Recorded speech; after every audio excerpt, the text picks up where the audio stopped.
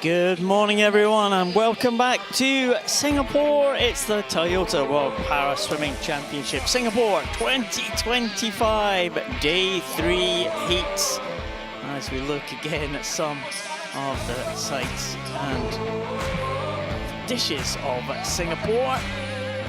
Fantastic location for this World Championship event. They've been great hosts on the first 2 days of competition. And Day 3 is almost upon us in a few minutes' time. My name's Paul Noble, we're taking you through the action. Alongside me, as always, in the OCBC Aquatic Centre is Liz Johnson. Good morning, Paul. Good morning, Liz. Well, it's going to be another good day of action. We've had 50 world champions crowned in the first 2 days of competition, another 26 to crown today. Yeah, and we've been blessed with some really tight racing. Last night was exciting. We've had records, which you never know if you're going to get the year after a Paralympic Games. So many of these athletes and teams use it as a reset. But so far, so good here in Singapore, and a real opportunity to see a host nation, dare I say it, gold medal, or should we just say medal? Well, yeah, favourite, of course. Yip Pinju is the local hero here in Singapore, the big hope for the medals for the Singaporean team. She is very much the favourite world record holder in the event we are going to see a little bit later on this morning. She might not have it all her own way. She won the gold medal in the Paralympic Games in Paris last year, but only by 6/100ths of a second from the Mexican Achevis Perez, who also goes in that event. So a close contest is in prospect, but Singapore, the whole nation, have got their fingers crossed. They have, and there's been a good atmosphere within this aquatic centre as well. There we get a great picture of the call-up room. So that is the athletes who are ready. That's Heat 2 of event 1 for today. So it's always been good insight. Every call room is similar but different, if that makes sense, in the way that they're set up. You're usually in there with the race before you, the race after you. They're usually quite bland. And yeah, yeah, there's not much to them. No, never normally much to them.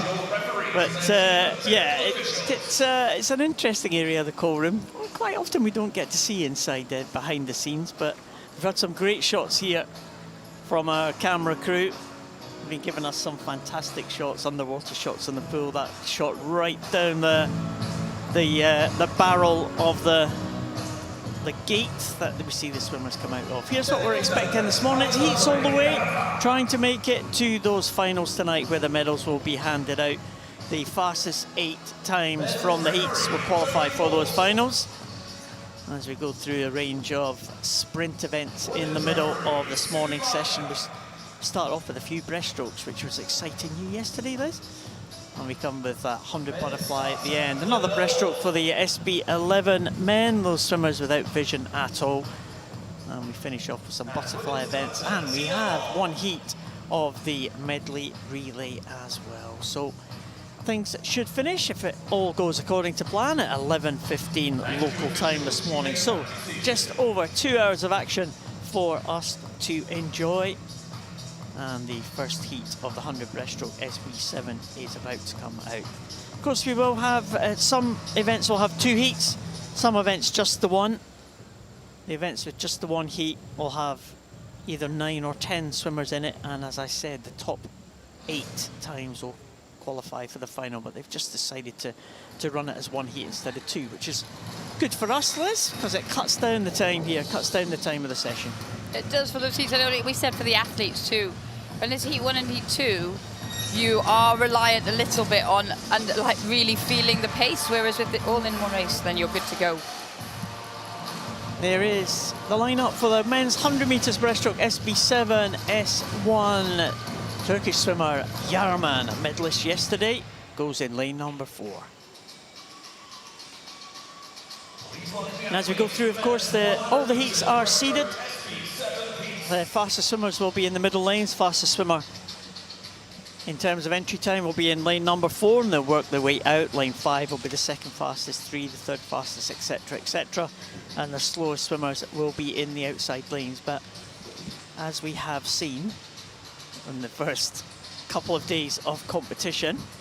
Being in the outside lane is not a barrier to winning medals. We saw a couple of medals, gold medal last night, one from the outside lane, so things can happen all over the pool.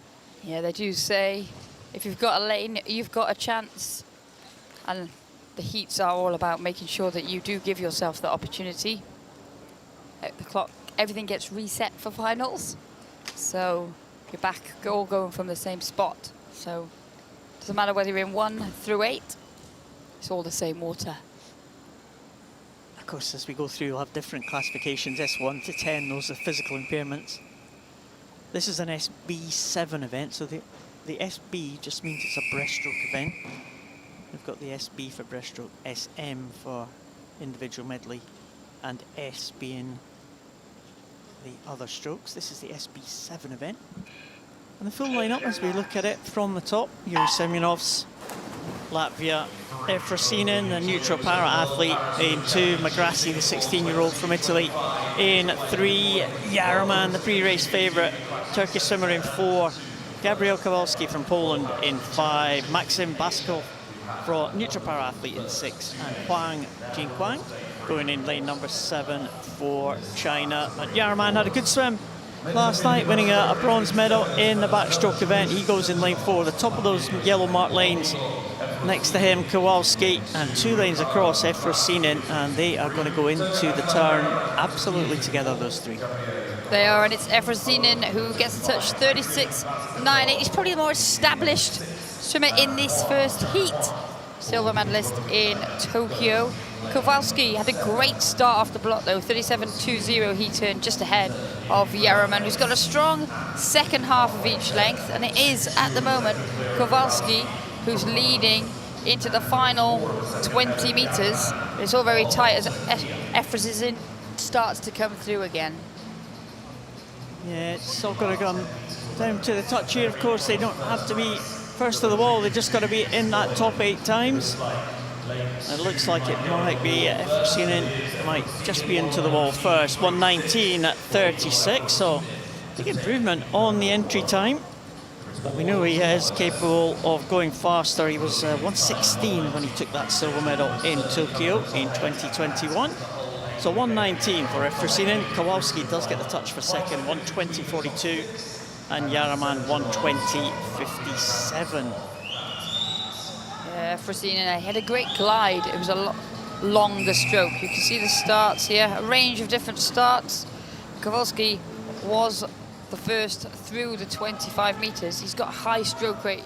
He looks strong. There we see Yaroman, who, like I said, is in good form. Medalist last night. Finds himself in a centre lane seeded here. Obviously that will change around for the final. You've got to be in it to win it.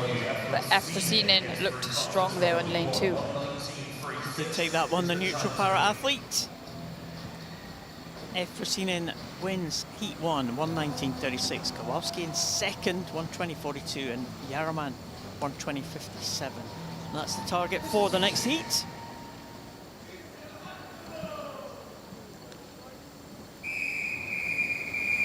Men's 100 breaststroke SB7 heat 2. World record holder Daniel Serrano-Zarate goes in the middle lane.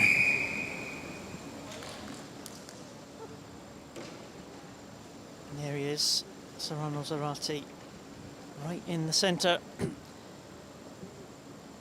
Full lineup: Stepanov in lane number 1, Zeta Velasco in 2, Christian Sari, good swim in the medley a couple of days ago. He goes in 3, Serrano-Zarate in 4, Poida in 5, Mandrika in 6, and Bozinski in 7. But be a brave person to bet against Carlos Serrano-Zarate for this one, Liz. Yes, Serrano-Zarate really has made this his own over the number of years. First winning it back in Glasgow in 2015. There was no event at the Paralympic Games. He raced up in the SB8 category. He medalled there. He won the SB8 event at the World Championships back in Manchester, and he turns first, 35.77. Only 1/100th ahead of Krilo Poida, though. He won't be expecting to have quite the company that he has there. Mandrika turned third, 38.60, and right now we see it, we're on board with Serrano Zarate, but Poida's right there with him. He certainly is, and Serrano Zarate has gone much faster in the past, but he might not have expected to have Poida right on his shoulder there. One lane up as well is Christian Sadi, I think, in lane number 3 coming through. But here comes Serrano Zarate trying to add another world title. He's won 5 already at the World Championships in this event, but 1:17.78, not too far behind him was Poida, and that's a good swim from Poida, the Ukrainian, for second, 1:18.85. Christian Sadi comes through, 1:21.24 for third place. But, well, a little bit of interesting swim there from Poida. That surprised us a little bit, Liz. Yeah, he's well. I mean, it was a bit deceiving because Serrano Zarate was some 7 seconds off his best time. But again, like we said, year after the Paralympic Games, people have different responsibilities, different commitments post returning from a successful Games. He looks happy there. He's got time in the bag, but he won't have been expecting maybe Poida to go out that quickly. So there are the qualifiers. Carlos Serrano Zarate will lead them through. Poida will be second there. First seen him from the first heat. Will go into third position as he work our way down. Christian Sadi will be there, and Basakov will be the last swimmer to qualify in 8th position. And moves us swiftly on to the SB14 for men. And we've got 2 heats of this one as well. So 7 in the first heat and 8 in the second. Got to go down to the top 8, as we said. We saw Yarman. Nicholas Bennett from Canada in lane number 4 for this first heat of the men's 100 breaststroke SB14. What were you saying about Yarman? We saw Yarman in that first heat. I was going to say about the team from Turkey. They've had a great couple of days, haven't they? They couldn't have asked for much more. Yeah, we've talked about how small teams sort of build over the years, and Turkey is definitely one of those teams. They've had some success with Öztürk and Boyacı over the years, and now Eroglu was the first one that came through, wasn't he, in the kind of mid-2010s. First one to almost break through. And they were all similar impairments, and now they're sort of growing their team with a bit more of a spread across the classification system.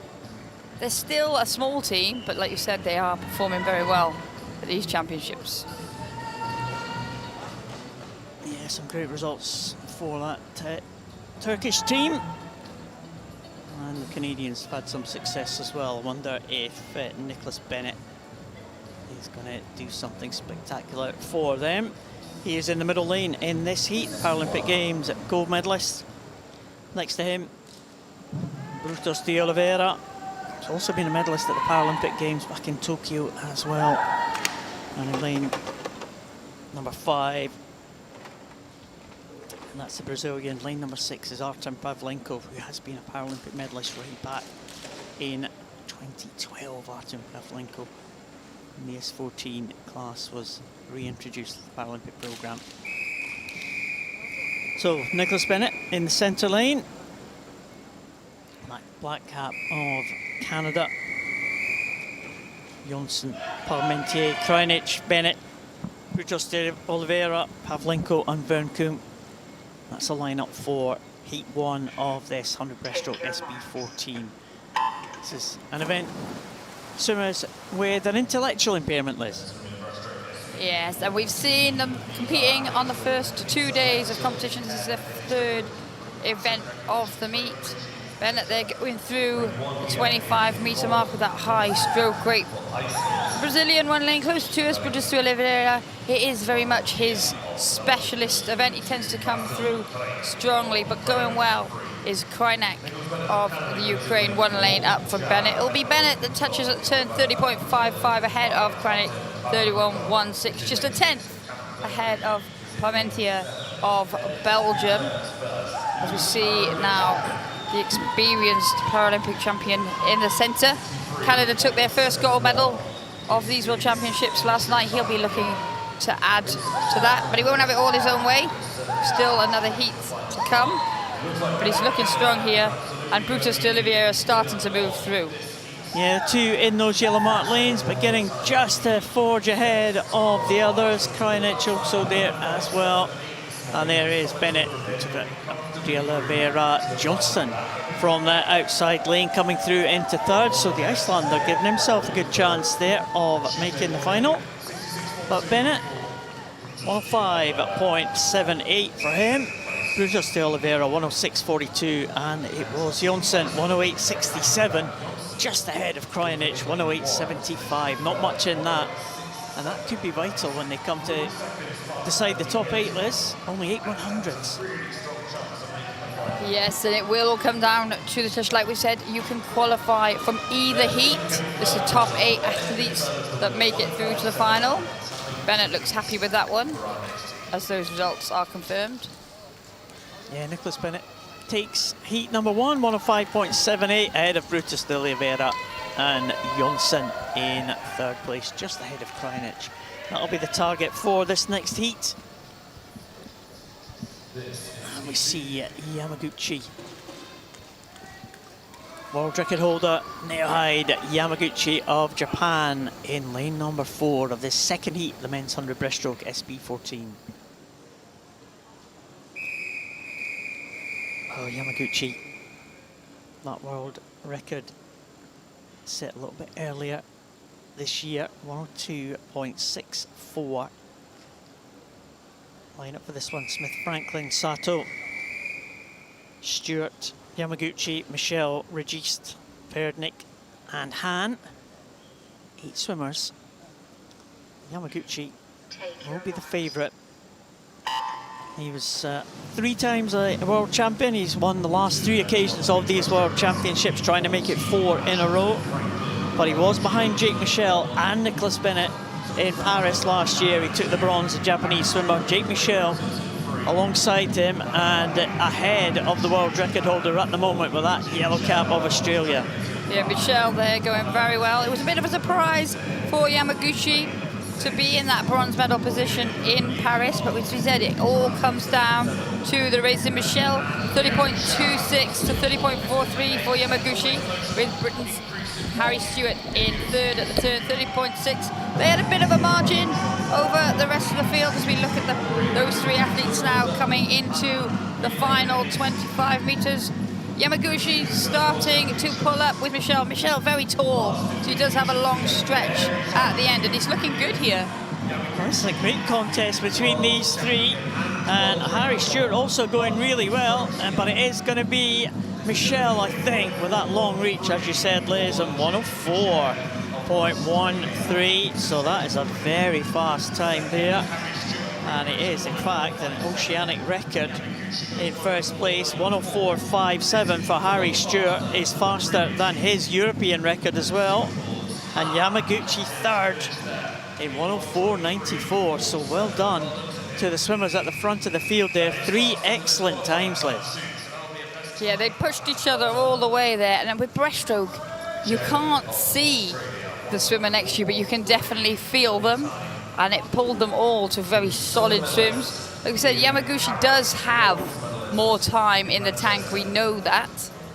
But you've got to deliver it on the day. Obviously not in the heats. The heats are about making it through to the final, and if those results are confirmed, all 3 swimmers will be through safely, and then the fun really starts. Confirmation of the qualifiers for the men's 100 breaststroke SB14. Jake Michel, an oceanic record, leads the way. A European record for Harry Stewart in second, and the world record holder Yamaguchi in third. Well, that was a great swim, that, wasn't it? Jake Michel just seemed to find another gear. The other 2 drew up alongside them. The Australian just pulled away again at the end. Yeah, he took it out well, but then, like you said, they looked like they'd reeled him back in, and then all of a sudden, that stretch. But we said he does have a lot of height, the Australian, and Michel uses that. You need that final stretch, especially in races that come down to the wire. Heat number 1 of the women's 100 breaststroke SB14. Deborah Borges Carnero is the fastest entry time. She goes in lane number 4.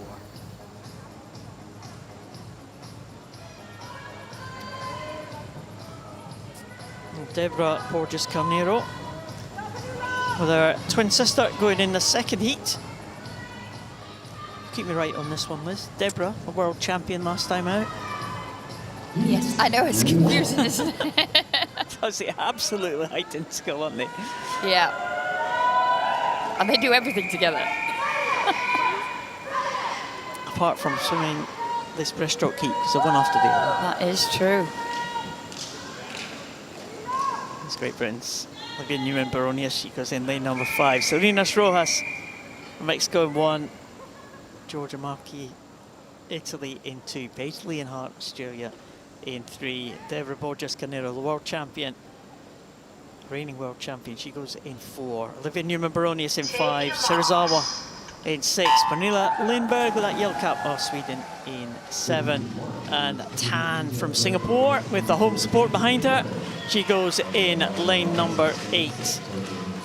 Well, there we see Leonhardt and Borges Carneiro, but the best start came from Newman-Baronius of Great Britain. She was through 25 meters first.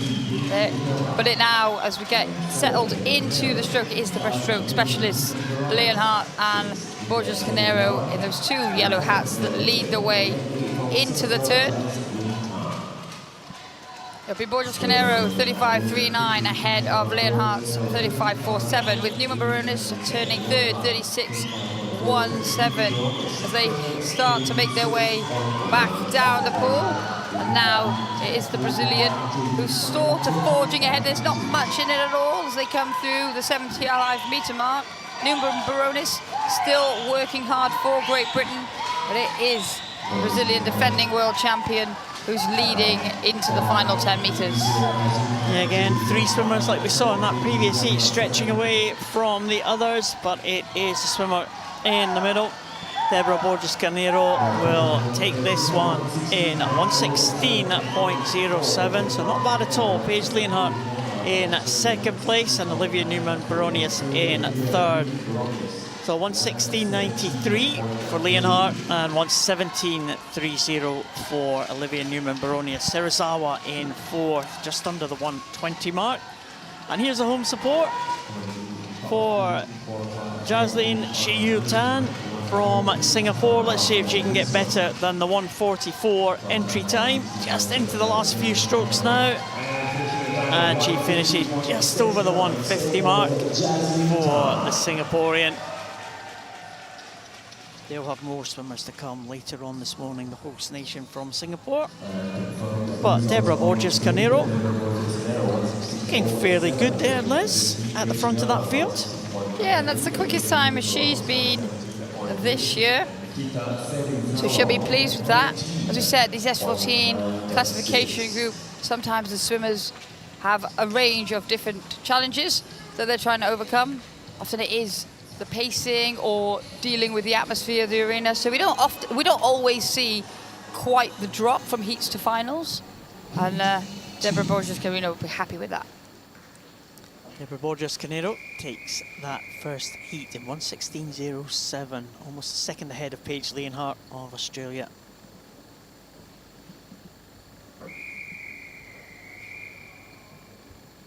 Heat 2 of the women's 100 breaststroke SB14 sees the second of the Borges Carneiro twins in lane number 3.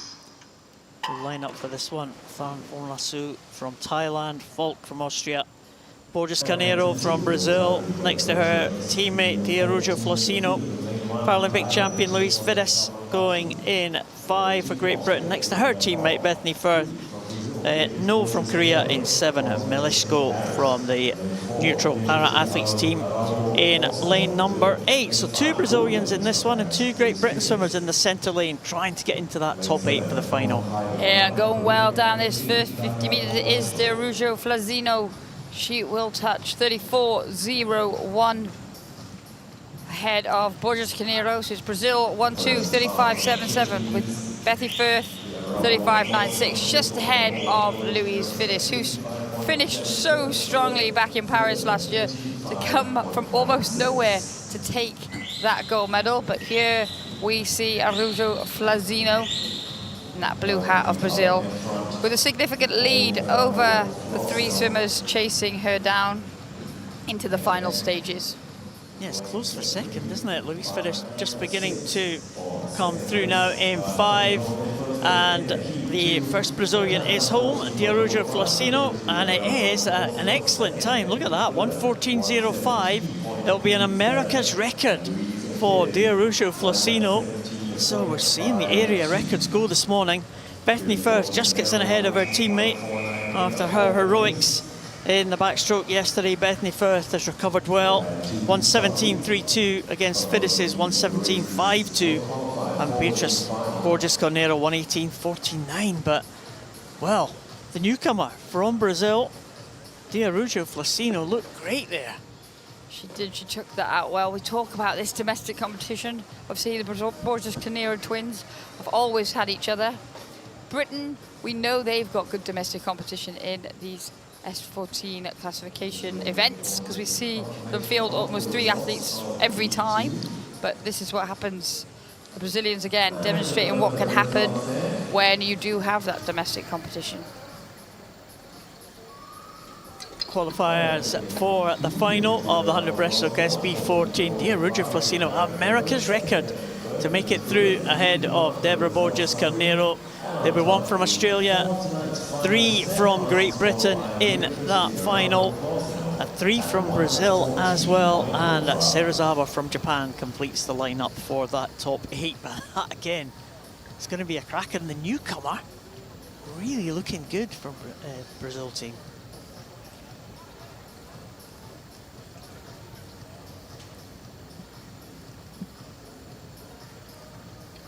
Well, this is the event that the host nation has been looking forward to, the 100 metres backstroke S2 for women.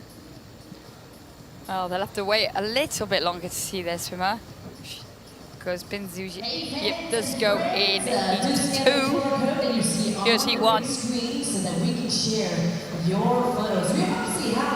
2 Mexicans in the first heat of the 100 metres backstroke. Chavis Perez was the Paralympic Games silver medalist.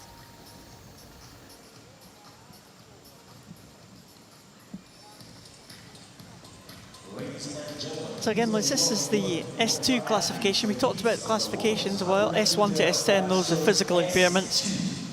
This is in the S2, so quite severe impairments for these athletes in this one. In fact, it's a combined event. We have 1 S1 swimmer in the second heat as well, swimming up against the S2s.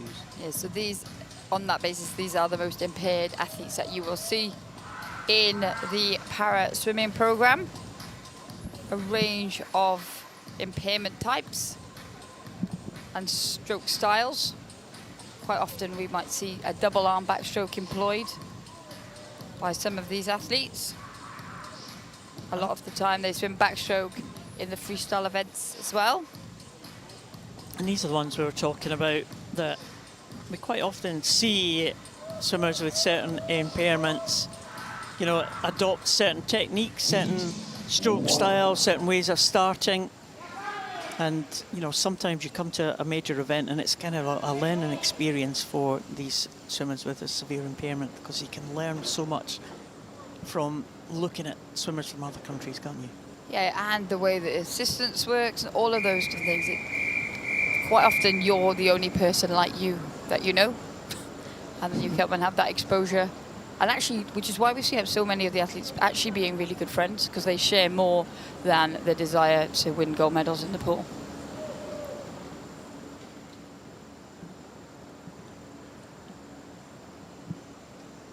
The swimmers like just on the block, some of the swimmers making their way in from the side. And we'll be in the water at the start on this 100 backstroke event, of course. It's Janet Adami Rosa, the Hungarian, just going in, making her way in there to lane number 6. She's an experienced campaigner, the Hungarian.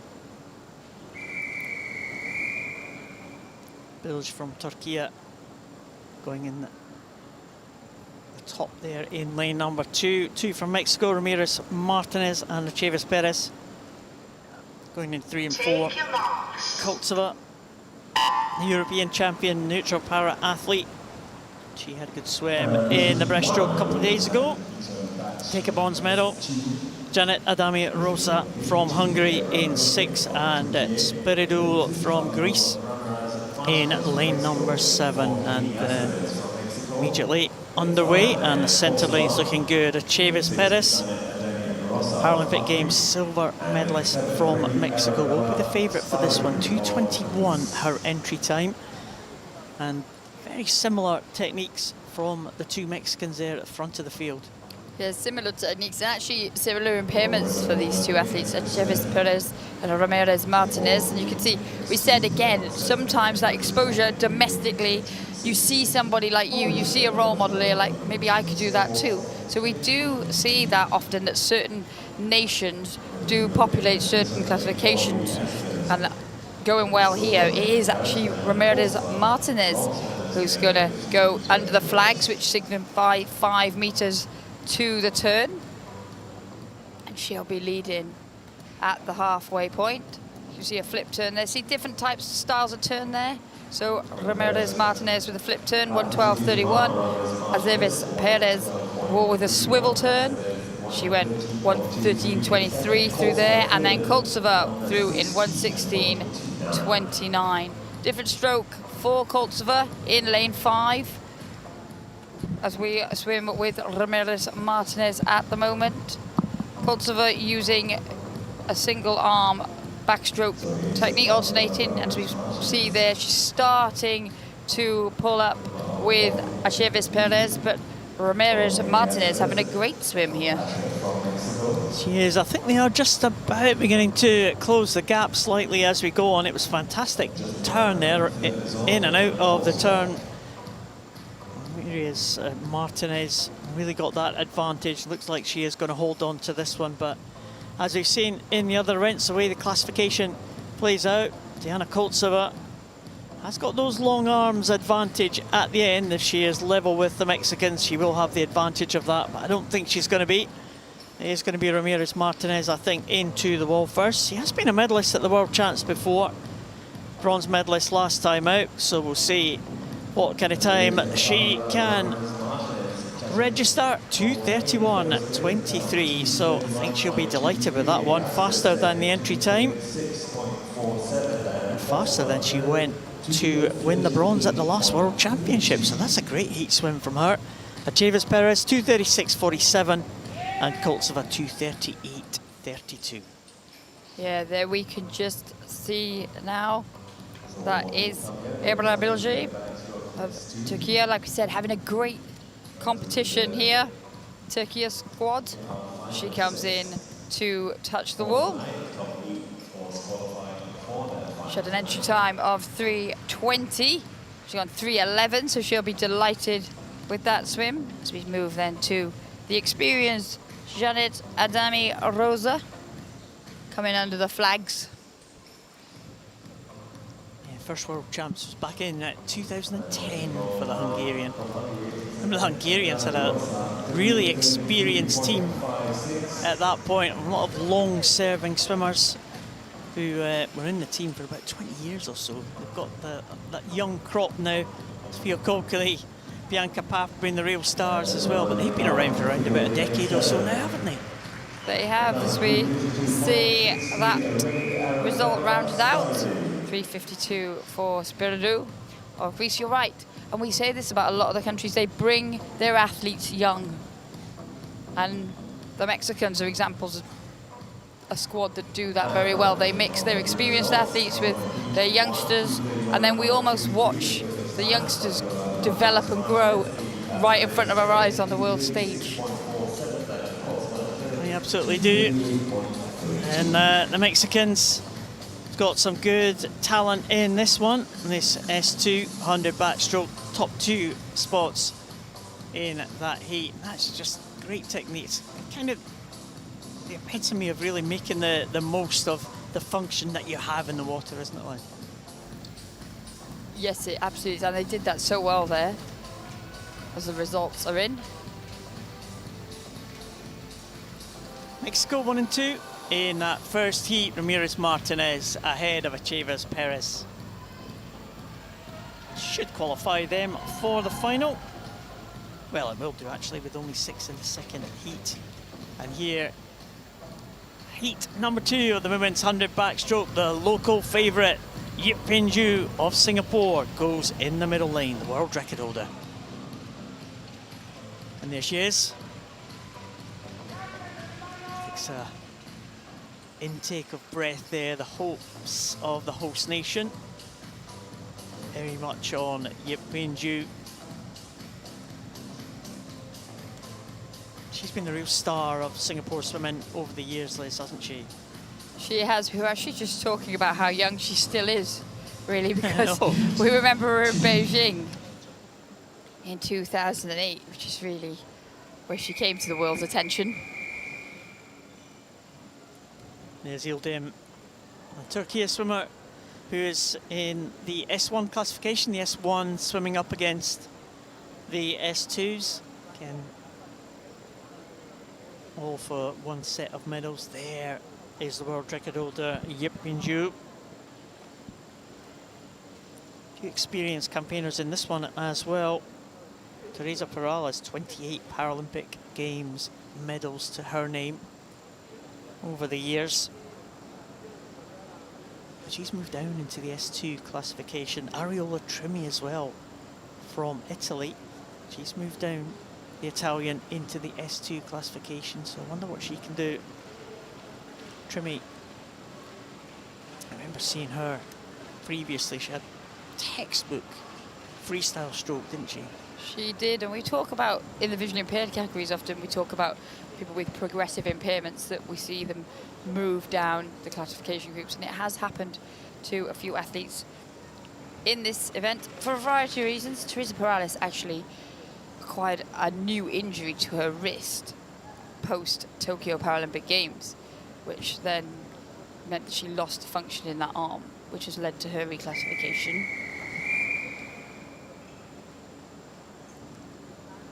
Oh, see.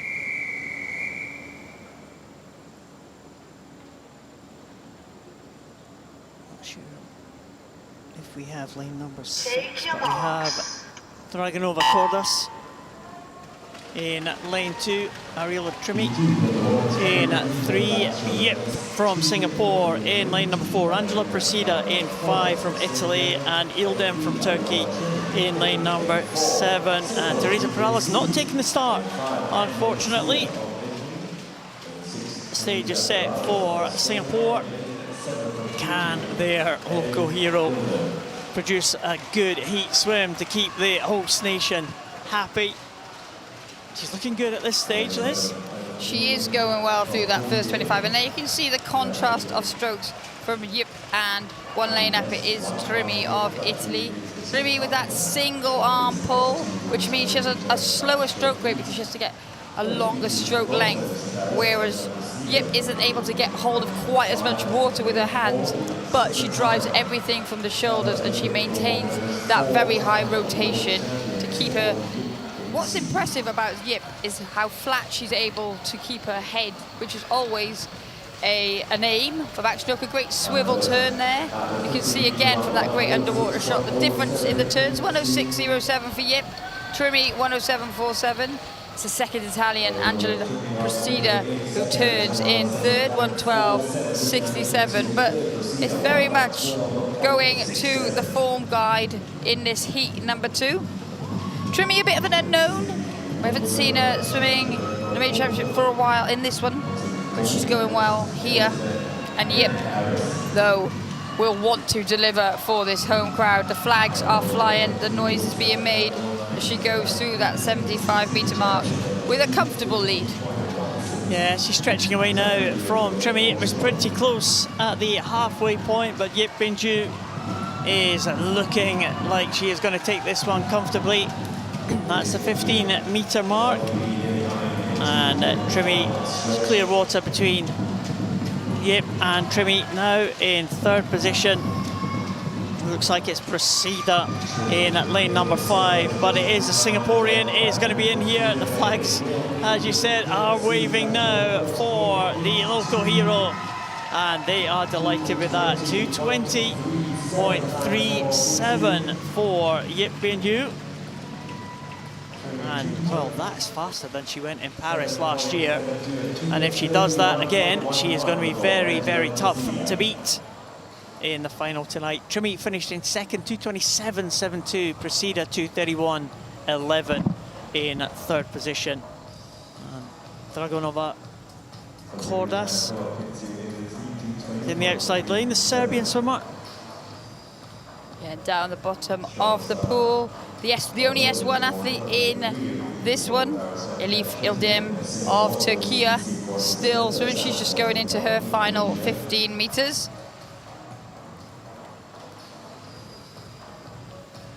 Dragonova Kordas now. And Dragonova Kordas was someone who came into para swimming.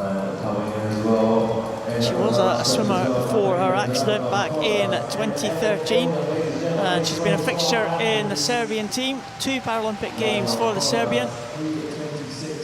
She finishes there in 3:26.60. Nova Kordas, and Ildem hits the wall 3:39.83, but the winner 2:20.37 for Yip Bin-yu. Well, that's job done for her this one, isn't it? That is quicker than she won her gold medal in Paris last summer. And the pull of the home championships, we call it. We talk about it. It's just almost like maybe we talk about it too much. We talk about LA 2028 on the horizon for the USA team, but it does make a huge difference, doesn't it? You find an extra gear that you maybe didn't even know you had.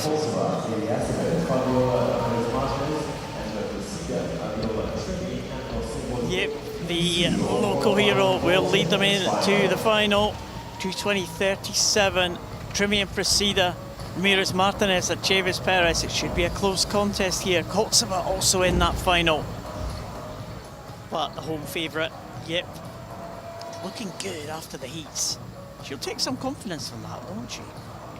Yeah, it's always good to get that first swim under your belt. Even if you're coming in as a pre-race favourite, even if you know on paper you've got a margin, it doesn't really count for anything until you've got in the pool and delivered.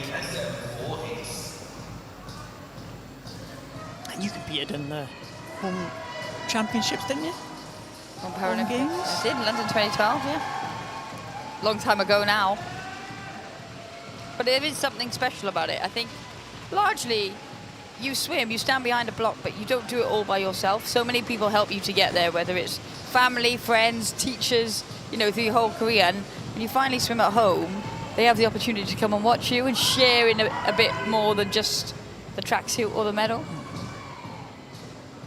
Yeah, I'm sure Yip's got lots of support here coming to visit her. This OCBC arena. It's not a big country, Singapore, is it? Very small, very compact. So if you want to get somewhere, it doesn't take you too long. Unless you walk the same speed as you and I, and it took quite a while. Well, yeah. I'm not sure many of the supporters will be That's slow. traipsing in. Fair. Here is the one and only heat of the men's 150 metres individual medley. This is what we were talking about a little bit earlier. We have 10 swimmers in this one, so you only got to drop 2 to make it to that top 8.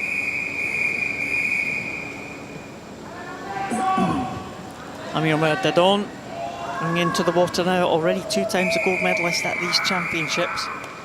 He's won the last 2 world titles as well.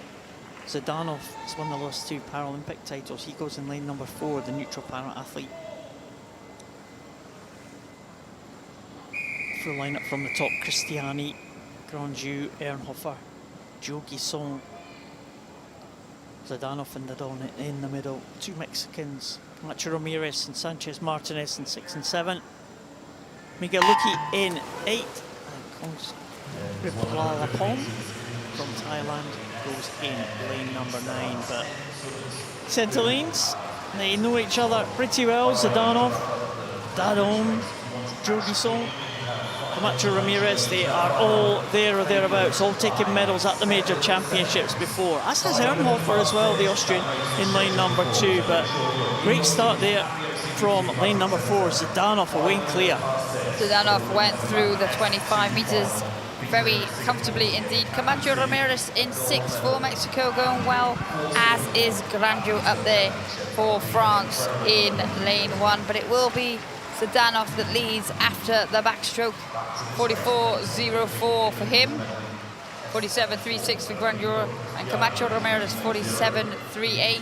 As we talk about so much on the individual medleys, the breaststroke can be so important. You can see there Zdanov, that small skull, he's got very long arms, has Zdanov, but on that breaststroke it's more important for him to propel with that front skull in motion. He keeps himself very flat.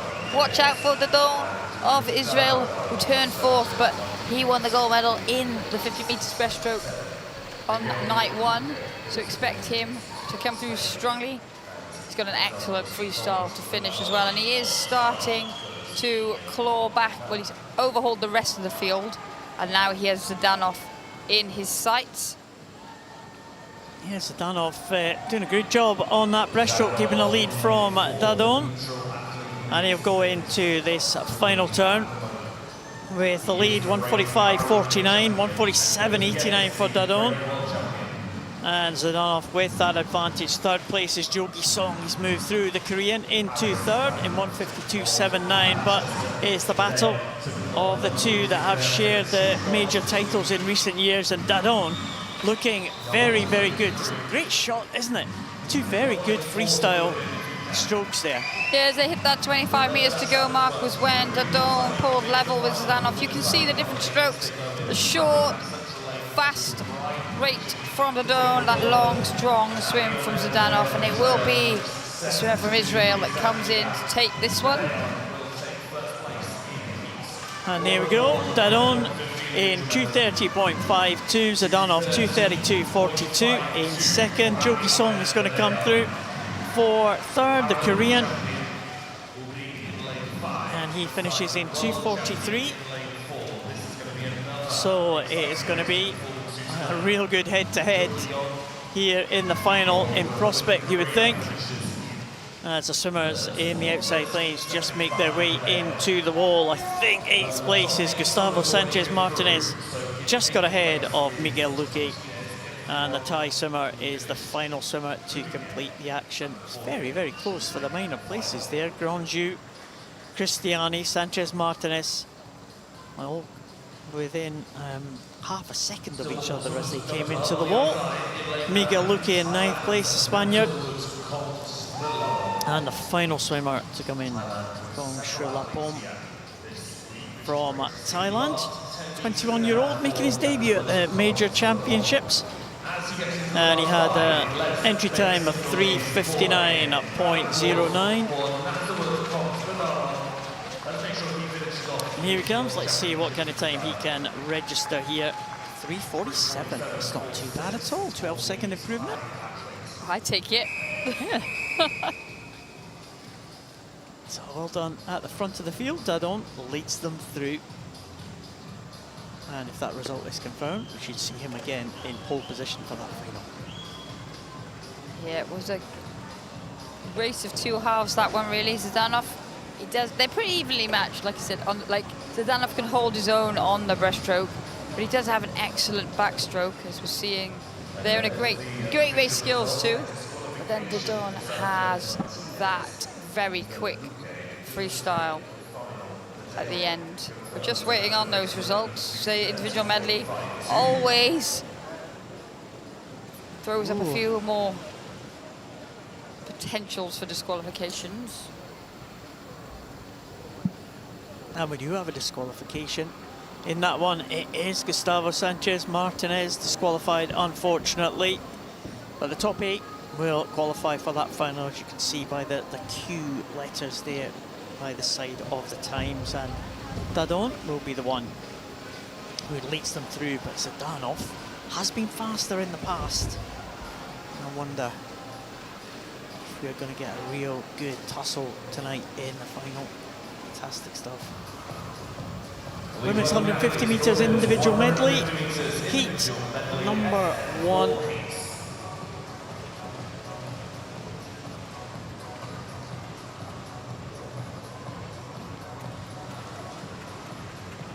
This is the SM4 event again for the women.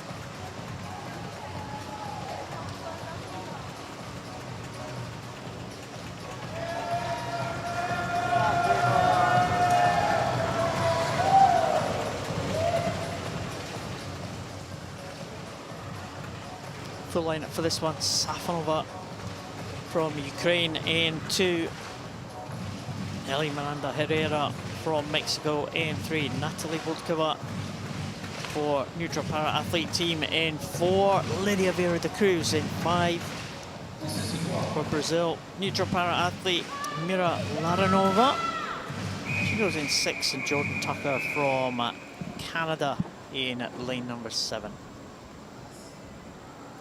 Mira Laranova has already got 2 medals to her name. Neutral para athlete in lane number 6, a couple of silvers in the events over the first couple of days. She's been finishing very strongly in her event, as in the second part of the race. So we'll watch out for her. Yeah, took a silver in the breaststroke on night 1, silver in the 100 free. So we know that she's going to be strong on 2 elements of this individual medley. I know what she's like on the backstroke. We're about to find out. Vodkova, probably class of the field, Paralympic Games silver medalist last year. Goes in lane number 4. Yeah, a little bit of delay at the start. Someone's been held in position by the coaches, some of them. Well, Vera da Cruz in that blue hat for Brazil in lane 5, closest of the yellow lanes to us, got away well off the block.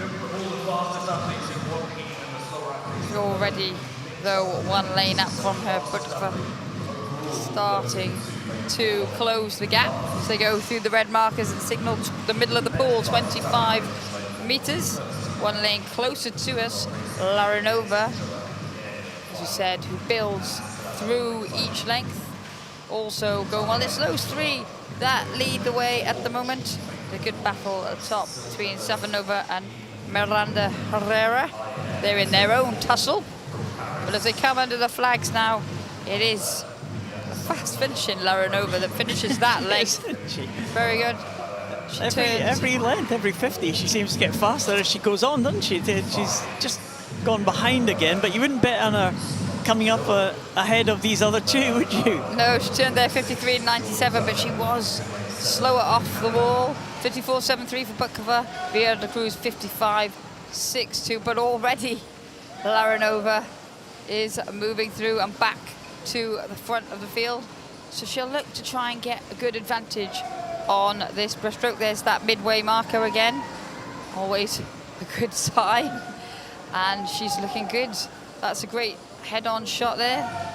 As we see, that's Vodkova and Vera da Cruz. Yeah, Laranova going really well here. It looks like a strong breaststroke as she pulls through. If she can get the starts of each lane sorted out, she is going to be a real force to be reckoned with. Well, she has already 2 medals to her name, and she is leading them through 158.80, ahead of Vodkova 203.72, and in 3rd place will be Vera da Cruz, just into the wall now, 211.23, but Laranova going away strongly, and medalist in the 100 freestyle yesterday, looking good here. Yeah, she looks strong, as you said before. She just gets stronger and stronger through the lengths. Vodkova had a brilliant turn, though, and is looking strong in this final phase of this individual medley. But Laranova, she does enough, doesn't she? That backstroke really set her up well. Vodkova looking strong up there in lane number 4. Yeah, coming into the final stages now. The entry time for Larionova was 3:11.26, and she's improved that by 20 seconds there.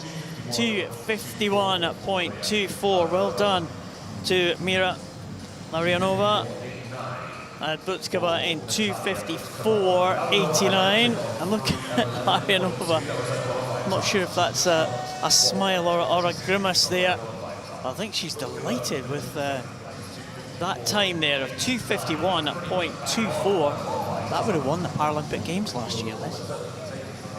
It would. It was. It's very impressive. She really, like I said, it's amazing the way that she just builds. She finishes each length, each race so strongly, and it's almost breaking the rest of the field, isn't it? She set herself up well there with the breaststroke. Lane 2's Yulia Stefanova there, just coming in to touch the wall. As we round out with Jordan Tucker of Canada. Her time 3:44.25.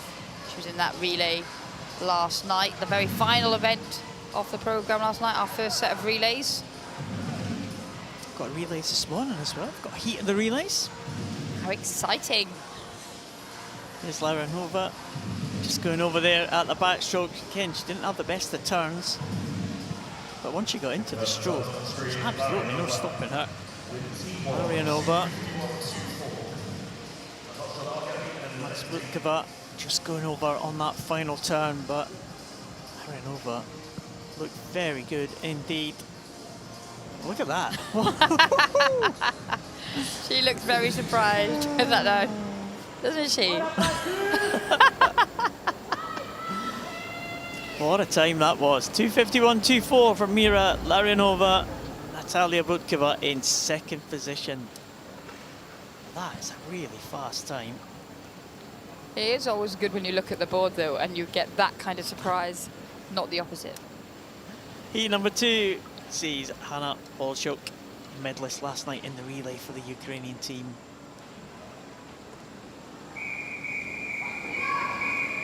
There's Gina Butcher from Germany. She will go in lane number 3. World Championship silver medalist last time. Goncharova in 2, Butcher in 3, Polishchuk in 4, Pereira dos Santos in 5, Verbova in 6, and Gabdelina in lane number 7.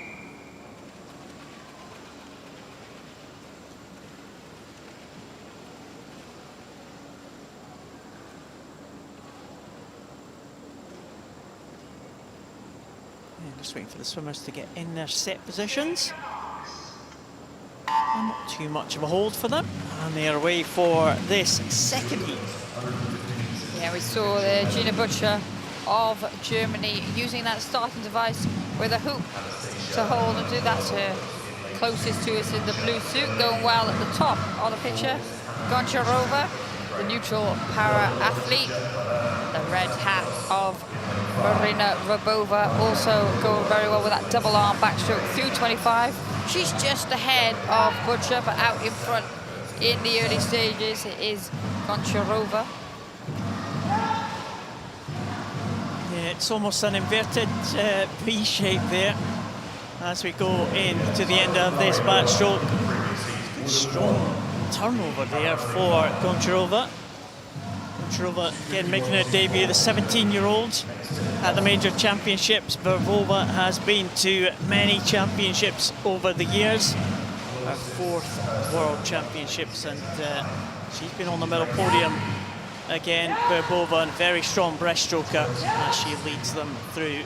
It's 51.27 for Goncharova, 52.45 for Verbova, and Butcher 54.76. That's the leading 3. But Verbova stretching away from the others, and Gina Butcher just about overtaking Goncharova. Yeah, Verbova there moves to the halfway point of this breaststroke leg. It's very tight behind her. Looks like Polishchuk in 4 is starting to forge just ever so slightly ahead. Pereira dos Santos of Brazil is an excellent breaststroker. She's moved back, closed the deficit. She turned some 7 seconds behind Goncharova after the backstroke. She's clawed that back, but it's all about Verbova at the front here. She turns 158.90. It will be Ukraine 1-2 at the turn. Polishuk 207.49, and it's close, it's tight for the third touch. Pereira dos Santos just getting it with an excellent breaststroke split.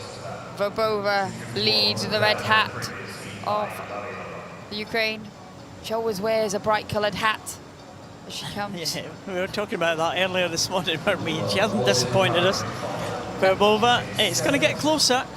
Freestyle not really the best stroke for Verbova. She does prefer the backstroke and the breaststroke, but she's holding on well here.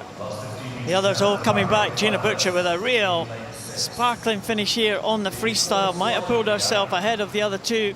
Polishuk and Pereira dos Santos really close, these three. It's all closing up at the end here. Who is going to take this one? It might be Gina Butcher, you know, just with the momentum at the end, and a great swim from the German to get in ahead in 304.06 for Gina Butcher. Verbova it was for second, Polishuk for third, so 304.37 and 304.79 for the Ukrainians, with Pereira dos Santos 305.69, but that was a close one, wasn't it? It was, but it kept her cool. When your strength is the freestyle on the medley, you really do have to keep your cool and not get swept up in trying to keep up with the other stroke specialists, because you need to have enough in the tank to bring it back, and she timed that to perfection, as we just see now. Julie FIFA Gabardalina of Kazakhstan finishing out her heat. 3:45.44 was her time. Verbova got away well in the early stages, didn't she? Great backstroker, employing that double arm backstroke. Good start from Goncharova as well. That high turnover. Quite hold on to the pace in the later stages of that one. Yeah, you've got to play to your strengths, and I think here we see Verbova coming in to that breast to free turn. And her backstroke and her breaststroke are great, but Butcher, who eventually took the heat, she works really hard. She does a lot of over distance training. She races the 200 meters individual medley a lot, and we saw that endurance there at the finish. Larionova with that fantastic time will lead them into the final. Butkova and Vieira de Cruz on the first heat are the top three into that final. Well, we talk about the heats, don't we? The fastest three qualifiers all coming from heat number one. Yeah. Fastest 8, of course, across the 2 heats. There's no automatic qualifiers if you win your heat. And we now go on to sprint events. 50 meters freestyle for the S12. Swimmers with a visual impairment. And the man who is billed as the fastest Paralympian in water goes in this one, Maxim Varaksa. Still, I think that, I'm sure it's the fastest world record on the book still for the 50 freestyle, 22:99. It is rapid. And that time stood since 2009 European Championships in Reykjavik in Iceland. You there, Liz? I was. It was cold. It was pretty though, really pretty. The swim down pool was outside. Yeah, I wasn't there. I remember seeing it. It was a good meet, but again, it was a year after a Paralympic Games meet. So, but Varaksa was in great form. Well, he's had 5 World Championship golds to his name over the years, Maxim Varaksa. Line up for this one, he's a Tao, Ferran Gutierrez, Kilian Portal, fresh from that win in the fly yesterday. Maxim Varaksa, the world record holder. Raman Salai, Alex Villarreal Martin and Breshnoi. Can be no hanging about in this one. I don't think there will be either. Going well off the block, as he always does. Varaksa goes through the 25 meters, leading the way. The red hat of Raman Salai, who took the bronze behind Varaksa at the World Championships last time out. Going well. Varaksa comes into the wall and looks like that start was what got him to the finish. 24.07. It's another great time, Maxim Varaksa, isn't it? 24.07. He used to do multiple events for Raksa. I think pretty much this 50 is the focus for him now. Well, it's quicker than he won the World Championships in 2023. He just keeps being able to pull it out, doesn't it? It's the start, though. The start brings him up. Obviously, there is one more heat to go. Raman Salai followed him home there in 24.39, and Kilian Portal, another good swim from the young Frenchman, 25.08 for third place, ahead of Valerio Martin, 25.41. The thing is, with that speed, a second is not even in the shot, is it? Maxim Varaksa takes that heat one, 24.07, ahead of Raman Salai. That was a great performance, wasn't it? 24.07. Yep. Second heat, Ilya Yaramenko goes in the middle lane. He was the champion back in 2019. The thing with Varaksa is he's so powerful. He doesn't even look like he's going that fast. Like his stroke isn't like, we see a lot of the 50 freestylers really rotate their arms quickly, but Varaksa is just so powerful. It's deceiving how quickly he's going, I think. It's very consistent as well across the years. And he has been consistently in the 23-second mark or the low 24s pretty much his whole career. So, lineup for this one: Kuzman, Matera, Guk, Yaramenko, Dimitri Salai, the second of the Salai brothers, Fadina and Zumagali. That is the lineup for this one. In the middle lane, Yaramenko goes in 4. Yaramenko popped up first, going well. Also is Dimitri Salai, but it is Yaramenko that leads them through that 25. He's got about half a body's length lead. Yeah, another great sim here from Yaramenko. Can he get close to that 24-second mark? Swimmer in lane number 4 and just stretching for the wall. Sure, it was the best of finishes, as we quite often see in the visually impaired classes. He had to stretch for it. 24.40 for the Ukrainian. Dimitri Salai and Timofey Guk in second and third. 24.6 and 25.1 for Guk. There was a good start though from Yaramenko. He got away pretty well. 24.4 comfortably qualifies him into that final. So often in this one it comes down to who can hold their nerve.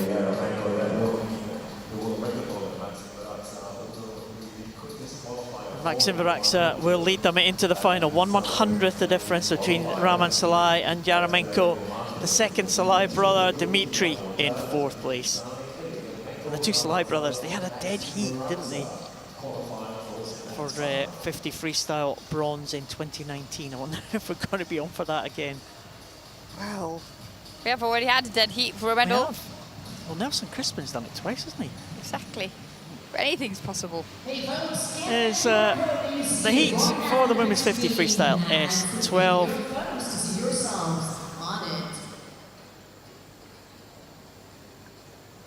Oh, we're going to the big screen now, Liz, I think.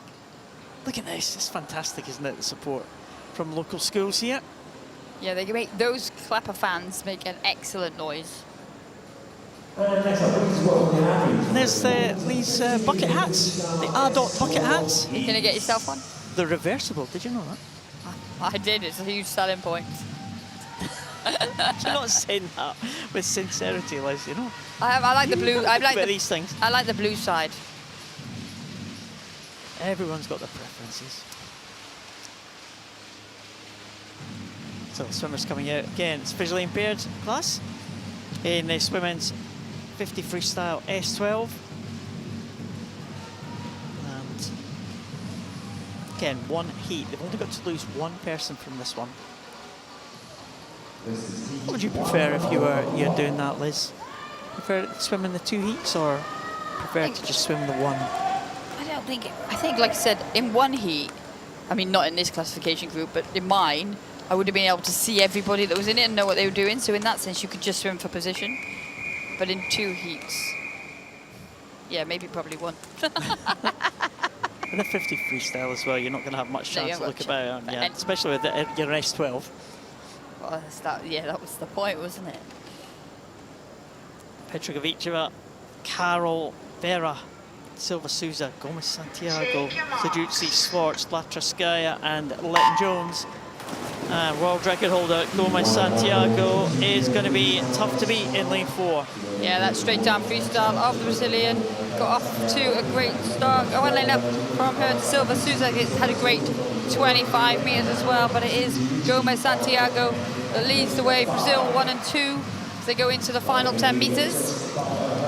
Gomez Santiago trying to win another world title here, and she is into the wall. First in 27.32, already gold medalist this week in the backstroke, followed by her teammate Silva Souza, 28.10. Sajutsi, Paralympic Games medalist in 100 freestyle. She is in 3rd place, just ahead of Naomi Maike Schwartz, the German swimmer. That's a good swim from the German, 28.98 for 4th. She will be delighted with that, but it's difficult to see past the dominance of Gomez Santiago when she gets it right. She's got that straight arm freestyle, huge strength. Swimming a smaller program here than we've seen her swim recently, but this is one of her favorite events. And she wins in 27.32. Gomez Santiago just over half a second outside her own world record mark, followed by her teammate Ella Letton-Jones from Great Britain, the one to miss out on the final.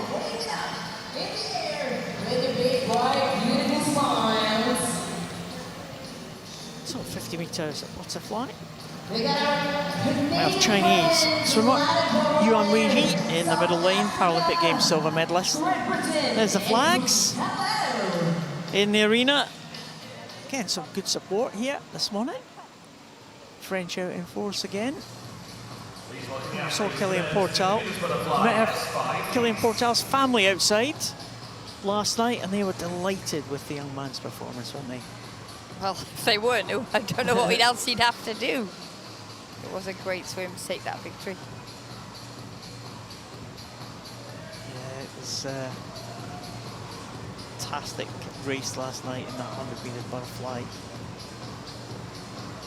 2 Portal brothers have now won medals. 50 meters butterfly though, coming on now. Oh, S5 swimmers in this one. It's combined event. S1 to S5 for this one, but all S5s take part.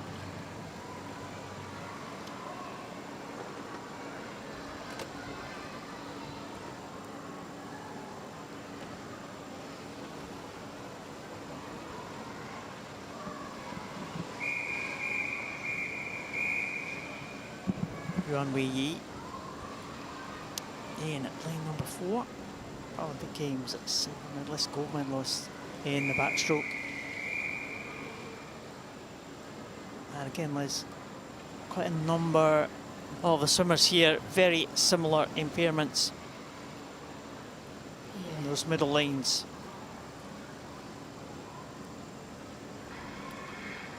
Take your marks. We see the sit start there from Artem Olenek, Ukraine, who's had a great week so far, but you can see the similar strokes in the center lanes. Going well in 4 is Yuan Wei, just ahead of Tanaka as they go through the 25 meters. Expect Olenek to start to claw his way back, but it will be a case of how much pool is left. At the moment, Yuan looking very strong.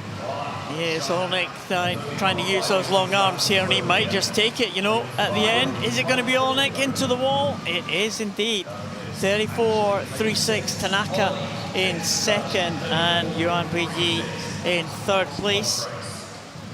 Well, close race there, all in the 34-second range. 34.36, 34.61 and 34.99 for him. Hinata was 4th in 35.75, but that's the way these races pan out sometimes, isn't it, with the swimmers in different impairments? Yeah, and that's what the classification system is designed for. You know, it's the functional ability of a swimmer over the duration of the whole swimming program of events, not every single section of the race. And so we saw Olnik with a disadvantage at the start, but he came through strongly. He came through to win in 34.36. Tanaka in second, 34.61, and Yuan Wei Yi, 34.99. That's the target for this next heat.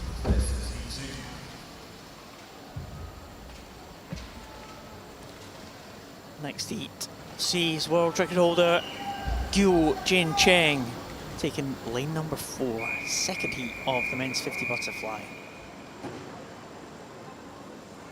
World champion from Brazil, Samuel da Silva de Oliveira.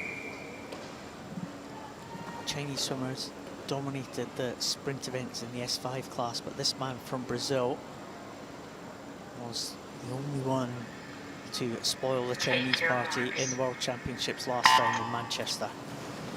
Yeah, and he has a slightly different start to the other athletes. He gets in lower and he gets him off the wall quickly, but already you can see the way that Guo doesn't really breathe as he goes through that 25 meters. That's the first breath he's taken, and it does mean that he creates less resistance. And he has forged ahead just of Oliveira. Yeah, and you just see the similar impairments, but just the very slight differences in stroke, and the world record holder is into the wall now in 32.08 for Guo. It's Brazil 2 and 3, Samuel da Silva de Oliveira 32.43, and Tiago de Oliveira Ferreira 34.50. So 2 Brazilians in second and third list, but Guo in first position, 32.08. Yeah, we saw from the start how Oliveira goes lower and like almost more directly into the water, whereas Guo goes up and uses the air off the block to clear more of the water. It was tight at the finish. Oliveira does top the world rankings this year, 31.82, but Guo looked quite comfortable there when he took a glance at the scoreboard. Guo will lead them through into the final, and Samuel da Silva de Oliveira in second. Good swim from Olnik again. He gets in to that final position in third place. It's interesting, it was a real good contrast there, that great shot, wasn't it, of the 2 swimmers with very similar impairments, but the number of breaths that Samuel was taking in relation to Guo was incredible, really, when you watched it. So line up for the next heat, heat number 1. 4 swimmers taking the start for this one. Yeah, we talked, haven't we, about how athletes might see somebody else with a similar impairment and have a good technique that they haven't tried, but it also goes to show that sometimes people try things, it just doesn't work for them. Yeah, it's an interesting contrast, wasn't it? That was a real head-to-head. And 4 swimmers taking the start for this next one. So we have 1 swimmer down already. We were due to have 5 and 6, but we've now only got 4 in this first heat. So that might get a little bit easier qualification for some of these athletes. This is a combined event as well, so we have S4s and S5 swimming up against each other. We have Berta Garcia Grau from Spain in lane number 2. Hei Shengao goes in lane number 4. We have Angel May Autumn from the Philippines in lane 5, and Jordan Tucker from Canada in lane number 6. So Jordan Tucker swimming in the S4 classification, the others in the S5. Busy morning for Jordan Tucker. I know. Not long out of the boat. Back in again on this 50 fly, swimming upper class against the S5s. They do try to schedule the events, isn't it, so that they're 1 event per class every day, but if you do swim upper class, or sometimes the breaststrokes, the swimmers will drop down a class, you might find yourself having a clash. Yeah, especially at World Championships, 7-day program. you do get the clashes. At the Paralympic Games, we have a longer program. It tends not to happen as much.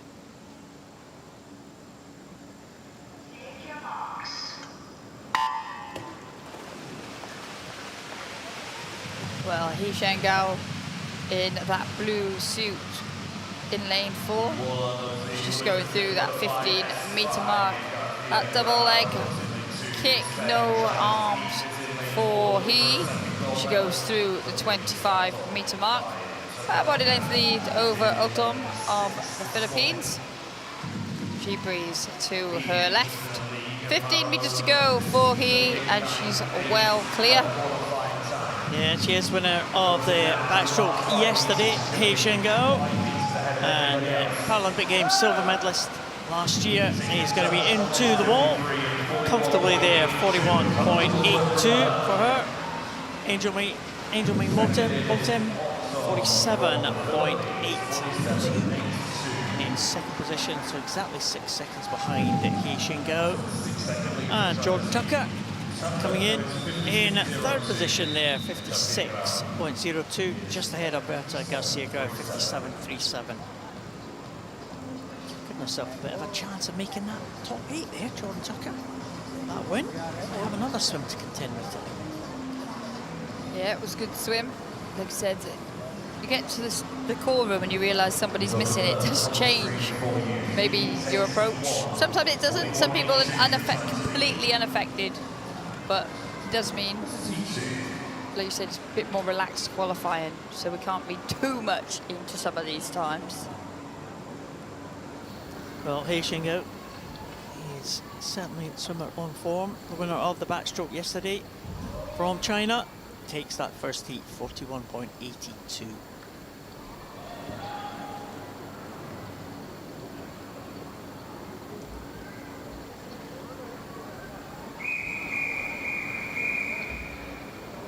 The butterfly for women, S5, heat number 2, Katie Kubiak.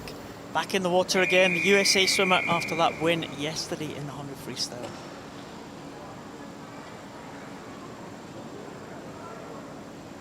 She starts in the water. The swimmer starting from the blocks.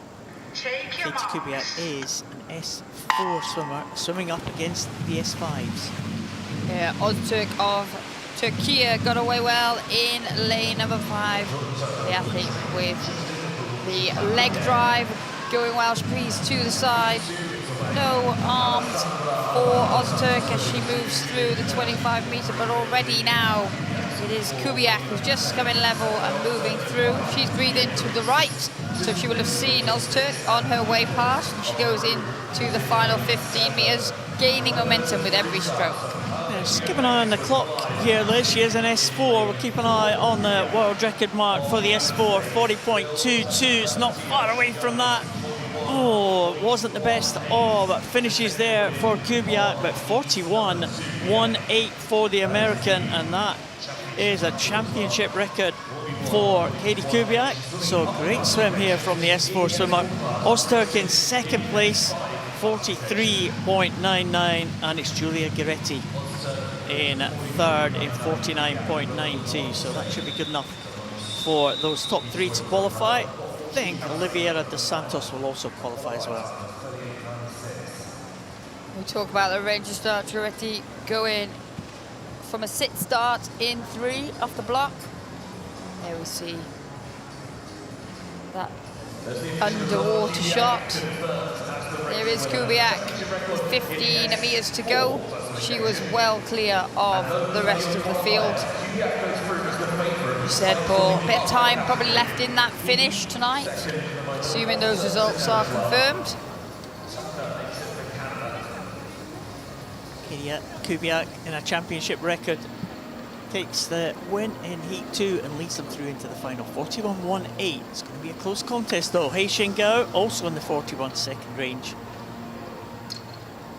Well, she looked strong, didn't she, Katie Kubiak? In that swim, once she got into her stroke. She did, she gained with every stroke, the momentum just increasing as she went down the pool.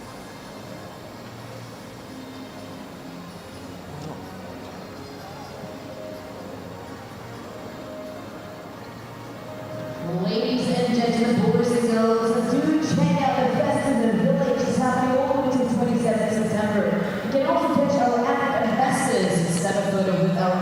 one says Nelson Crispin, fresh from his medal-winning performance yesterday in the 100 freestyle for Colombia, going line 4, 200 metres individual medley.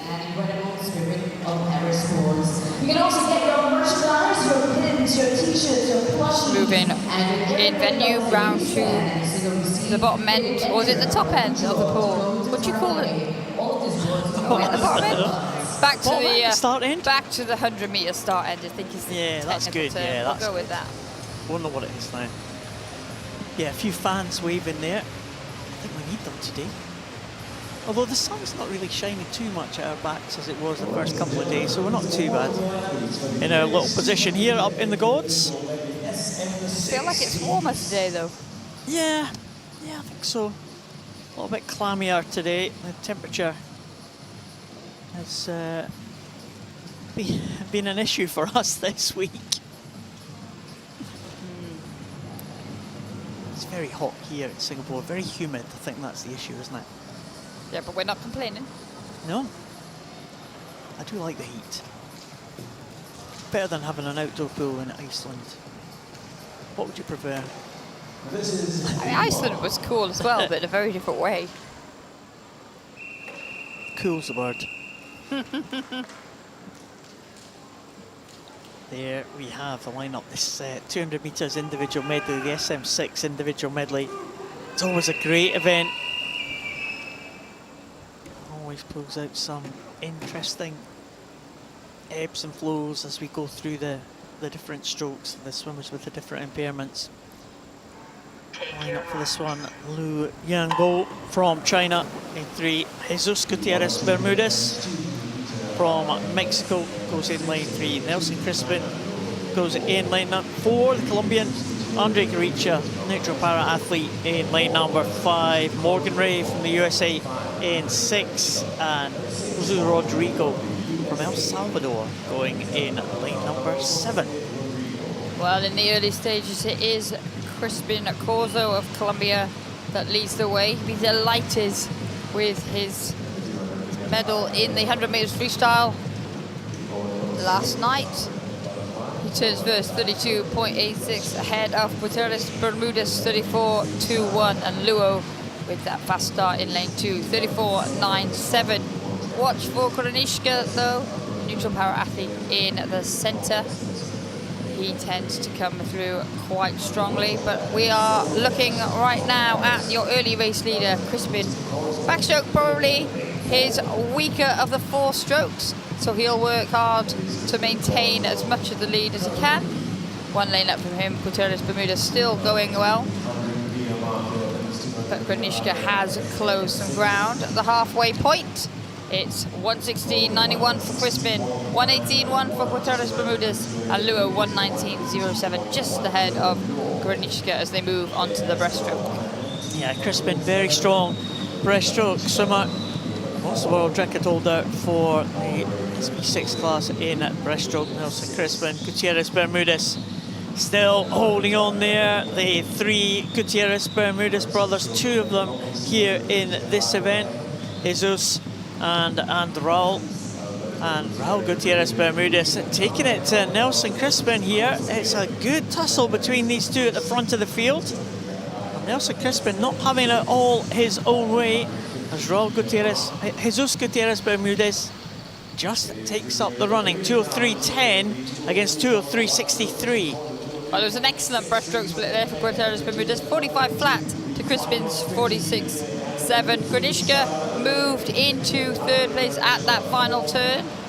He's 5 seconds behind the front of the race as Crispin goes back into the lead as they head into the final 25. But Gutierrez Bermudez is looking good here. Yes, indeed. They were the top 2 in the last World Championships, gold and silver medalists. But it is Nelson Crispin on top again. Wonder how fast he is going to go today. Looked pretty comfortable in the end for Nelson Crispin. 2:42.67. Gutierrez Bermudez 2:43.63, and Granichka finishing strongly 2:47.02.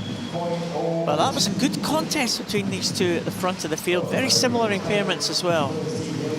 Very similar, and Gutierrez Bermudez has a strong breaststroke because we know Crispin to be one of the best breaststrokers in the field, as we just focus here on Rodrigo from El Salvador, coming in to finish 3:12.77 under his entry time. So he'll be delighted with that.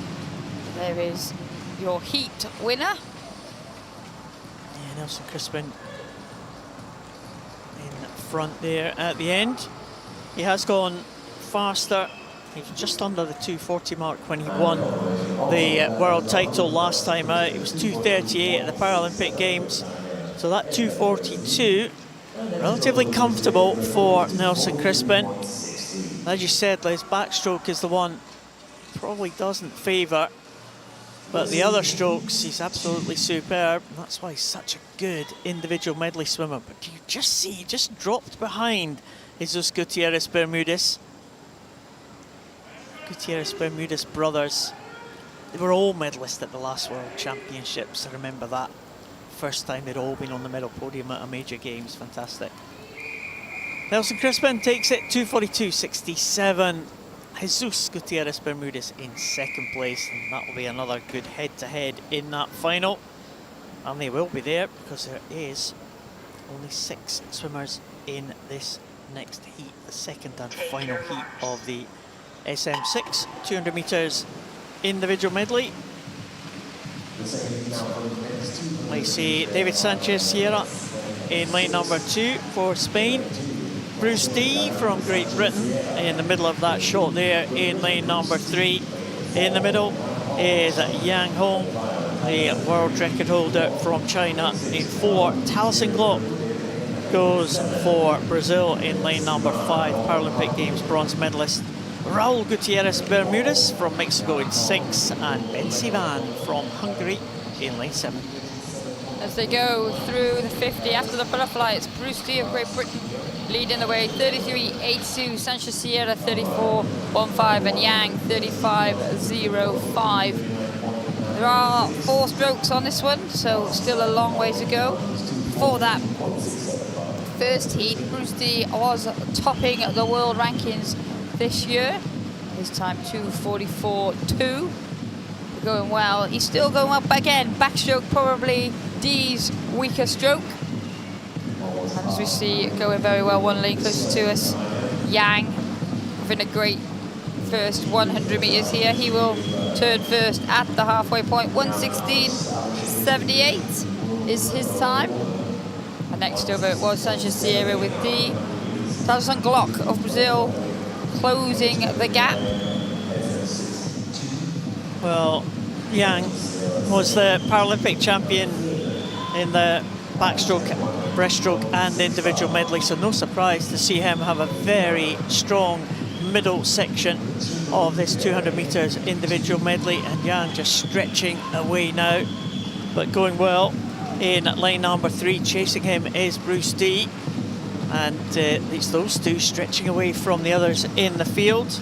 Raul Gutierrez Bermudez looking like he is in 3rd place as they come to this final turn. Yang 2:01.03, Bruce D 2:03.86, and a very good 2 splits there on the breaststroke, stretching those 2 away from the others.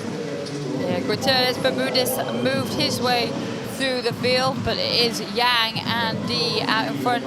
And Yang with an excellent middle 100 of this 200 meters individual medley. D working hard not to let him get too far away, like a good lane draw for the final, because there's going to be a tussle for those medals. Well, it's a tussle for this one here. Bruce D might come through and take this one, unless Yang Hong wants to respond here. I'm not sure he can, because Bruce D has got it for Great Britain. 2:43.83. Another good swim from Bruce D.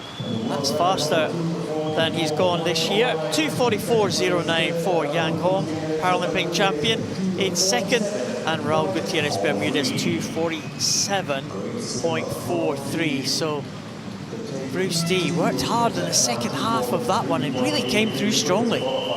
Yeah, he's someone who's swimming with confidence. Like we said, it's going to be tight. This is a very competitive event. And for some people, doesn't matter where they are in the pool, but others like to be in the middle, in the mix, so they can see what's going on and nothing takes them by surprise from an outside lane. He had a good butterfly a great freestyle to finish off. Yang with that excellent middle 100. So it sets it up, if these results are confirmed, for a very exciting tussle. Throw in Crispin Corso, throw in both Gutierrez Bermudez brothers, and the lead, and the lead could change hand a number of times. He certainly could. Nelson Crispin takes them into the final in first place. And Jesus Gutierrez Bermudez, Bruce D, Yang, Garnichka, Raul Gutierrez Bermudez, Glock, and Luo. What a lineup for that final tonight. Well, I've got medalists and champions all over the place in that one. Wow.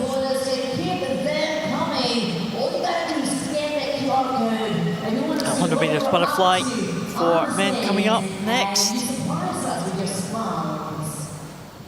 And we've got 2 heats of this one. It's always, again, a very competitive event, this one. Timothy Hodge from Australia is in pole position in the men's 100 butterfly S9 Heat 1.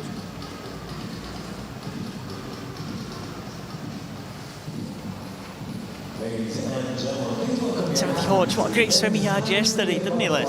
Yeah, he was delighted to take that victory. He worked hard. He was pushed all the way by the 2 Frenchmen, Denier and Didier. You think of him as an all-rounder, but he's got a great record in this one. In this 100 butterfly, he was a silver medalist in Paris at the Paralympics, silver medalist at the last World Championship. So, you know, this is quite a good event for Tim Hodge. He's a great breaststroke swimmer. I guess that's what makes him such a good individual medley swimmer. I mean, he is supreme in that, and it does give you a good base for pretty much any event that you might want to swim. Yeah, we love an IM. I used to like an IM back in the day. Sure thing, eh? Yeah, it was. You did a bit of IM yourself, Johnson? I did, but my backstroke was so bad. Breaststroke made up for it, though. Just as well. Let's see who we have in this one. We have 8 in this heat. We have 9 in the next heat. So it's going to be a tough qualification here. De Jager for Belgium in 1, Curie, Italy in 2, Schalkeno in 3. Neutral para athlete Tim Hodge. Great swim, he had to win the IM yesterday. He goes in 4. Malte Braunschweig, World Championship medalist for Germany, goes in 5. C for China in 6. Relax. Kesnar, Czech swimmer, in 7. And the second Belgian, De Visser, goes in lane number 8. So 2 Belgians on the 2 outside lanes. A little bit of a delay for the start.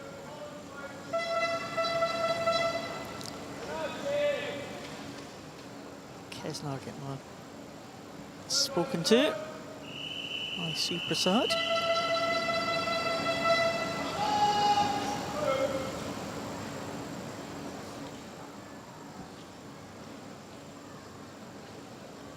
So Hodge in the middle. That gold cap of the Australian team. Looking to continue his good run of form here in Singapore. Strong start coming from Braunschweig in 5, 1 lane closer to us, using that underwater as they go through the 25 meters. He slightly leads the way, but Hodge now moving up to take the lead ever so slightly. There's not much in it down at this first 50, but it will be the gold cap of Australia that touches at the turn. 28.04 to 28.55 from Sharkanov, and Z 28.73, just 3/100ths of that fast starting Braunschweig. Yeah, he's looking good. Hodge here at the front of the field, trying to make sure of that place in that top 8 tonight. Certainly if you're in maybe first or second position, you could be guaranteed a place there in that final, you would think. Hodge is looking good. Also next to him, Schalkeno going well, 1 lane up, and Braunschweig's got a fight with Z for 3rd. And it is, well, it's Braunschweig in 2nd. It was Braunschweig just ahead of Schalkeno in that final stroke. But Hodge takes it clearly, 1:64. Braunschweig will be delighted to get in ahead of Schalkeno for 2nd on a 1:91. Well, Braunschweig had a great start, but he also had a really good middle section of the second 50 where we really started to come through. There's Hodge leading all the way. See Schalke now one lane up, just breathing slightly to the side. And that butterfly. There's the two that ultimately finished first and second. Hodge about a stroke ahead of Braunschweig. 1 minute point 64 for the Australian, 101.91 for the German, just a tenth of a second ahead of Jahr Schalkenau and ZGL.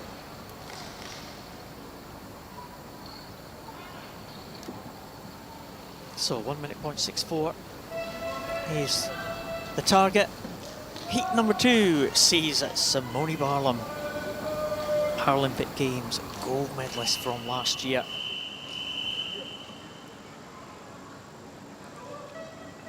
Simone Barlam, real great star of Italian swimming. He's already had 19 gold medals at World Championships. Wow, what a record Simone Barlam has. We'll line up for this one, 9 swimmers in it. Brendan Hall in lane number 0 with that gold cap of Australia. Kawabuchi of Japan, Marie Alcaraz of Spain, the Clements of Ireland. Barlam goes in 4 for Italy. Bishop for Australia in 5. Garrido Brun in 6 for Spain. Denaye having a good week for France in 7. And Dos Santos Almeida for Brazil in lane number 8. But look at this from Simone Barlam. First time we've seen him in the pool, Liz. Yeah, his World Championship programme starts on day 3 and then it gets busy. 27.52 is his split at the halfway point. A half a second off world record pace. Marie Alcaraz of Spain, the experienced athlete, turned second, 28.78, with Bishop of Australia in third. But now Barlam is a body length ahead of a very much a blanket behind him. It does look like Lewis Bishop of Australia starting to break away from the others, but this is all about Barlam. It is. Barlam into the wall comfortably now in 59.64. 101.29 for Lewis Bishop in second. The 2 Spanish swimmers in third and fourth, Garrido Brun and Marie Alcaraz, with Denaye in 5th place. But as you said, Liz, it was really close for the minor places, but Barlam just easing up there at the end. 59.64, still impressive swim. Yeah, Barlam looked strong at the front, but as we said, it was always going to be tight to make this final for a number of the other swimmers, because it was very, very close indeed. He looked strong, the Italian, from start to finish. Not breathing too hard at the end of that one either. So we'll be happy to get his first race of the campaign under his belt. He certainly will. 59.64 will lead the finalists. 2 Australians will be there. 2 Spaniards will be there as well. It's almost split equally between the 2 heats, I think. And these swimmers will miss out, unfortunately. But that was very, very tight for qualification. Just have a look at the summary of that one before we move on to the women's race. Very tight. Marie Alcaraz just getting in, 102.23 in 8th place. But heat of the women's 100 metres butterfly S9. Just 1 heat of this one, and we have 10 swimmers in it. We've seen some swimmers for the, the first time today. Some of the breaststrokers that we saw earlier on, and some of these butterfly swimmers as well. We're seeing them for the first time at these championships. Barlam being one of them. Emily Beecroft we just saw there. We saw Florian Bulcher in the picture a little moment ago. Yeah, the S9 classification starts off with breaststroke and individual medley. So if you're not a breaststroker, we don't see you on day 1 or day 2. You're seeing some new faces here on day 3. Godichuk in lane 0 from Israel. Mary Jibb, the champion in the individual medley yesterday, goes in lane 1 for Canada. Marcus Soto for Spain in 2. Bulcher in 3 for the Netherlands. Konkoly, bronze medalist in the IM yesterday, goes in 4 for Hungary. Emily Beecroft, Australia in 5. Zhu Jiling and Lu Ying from China in 6 and 7. Dimitrov, IM medalist yesterday, and Agata Pauli goes in 9 for France. Well, it's the gold hat of Emily Beecroft in lane number 5, who's leading ever so slightly down the first 50. Florian Bulcher of the Netherlands going well too.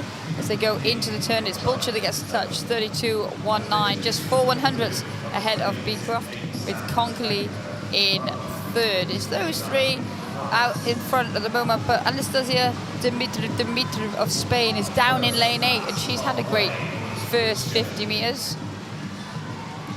Yeah, she's certainly making her way into the top 8. It'll be the top 8 here, finishers in this one and only heat of the 100 fly will make it into that final. Vulture looking good in lane number 3. Conkley beginning to come back now, and Beecroft is faded to 3rd position, but she'll be in that final comfortably. 109.38 for Conkley, 109.39 for Vulture. So Conkley did come through right to the front there. She was well behind at the halfway point, Liz, but she came through to win it by 1/100th. Well, she showed her strength last night in the 200 meters individual medley, Conkley. She was down and out at the final turn, and we said don't give up on her, because one, her experience, but 2, her endurance, and she did. She came through finishing like a train, and she did it then too. Like, she just casually makes her way, pips them off as she goes. It's a good start for Emily Beecroft, and she was just overtaken at the end. I always think of Emily Beecroft to have a strong finish, so to get out quickly, that's a good sign for the Australian, but Conkley, very strong in the closing stages. Conkley takes it ahead of Vulture and Beecroft. Mary Jibb will be in there as well for Canada, but it's Gordachuk and Powley that will miss out on the final.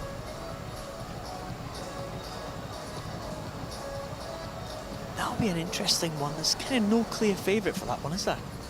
No, and the medals are very much up for grabs, and they all swim it very differently as well. So Nuria Marcus Soto was coming back with every stroke at the top for Spain.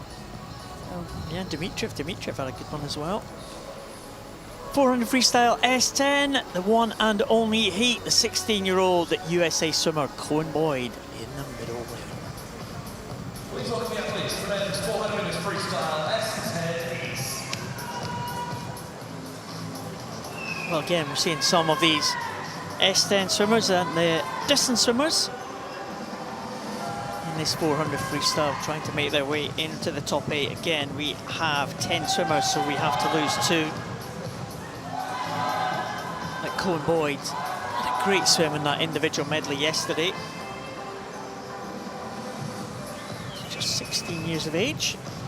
Took that silver medal behind Stefano Raimondi, but it was a fantastic improvement on the time.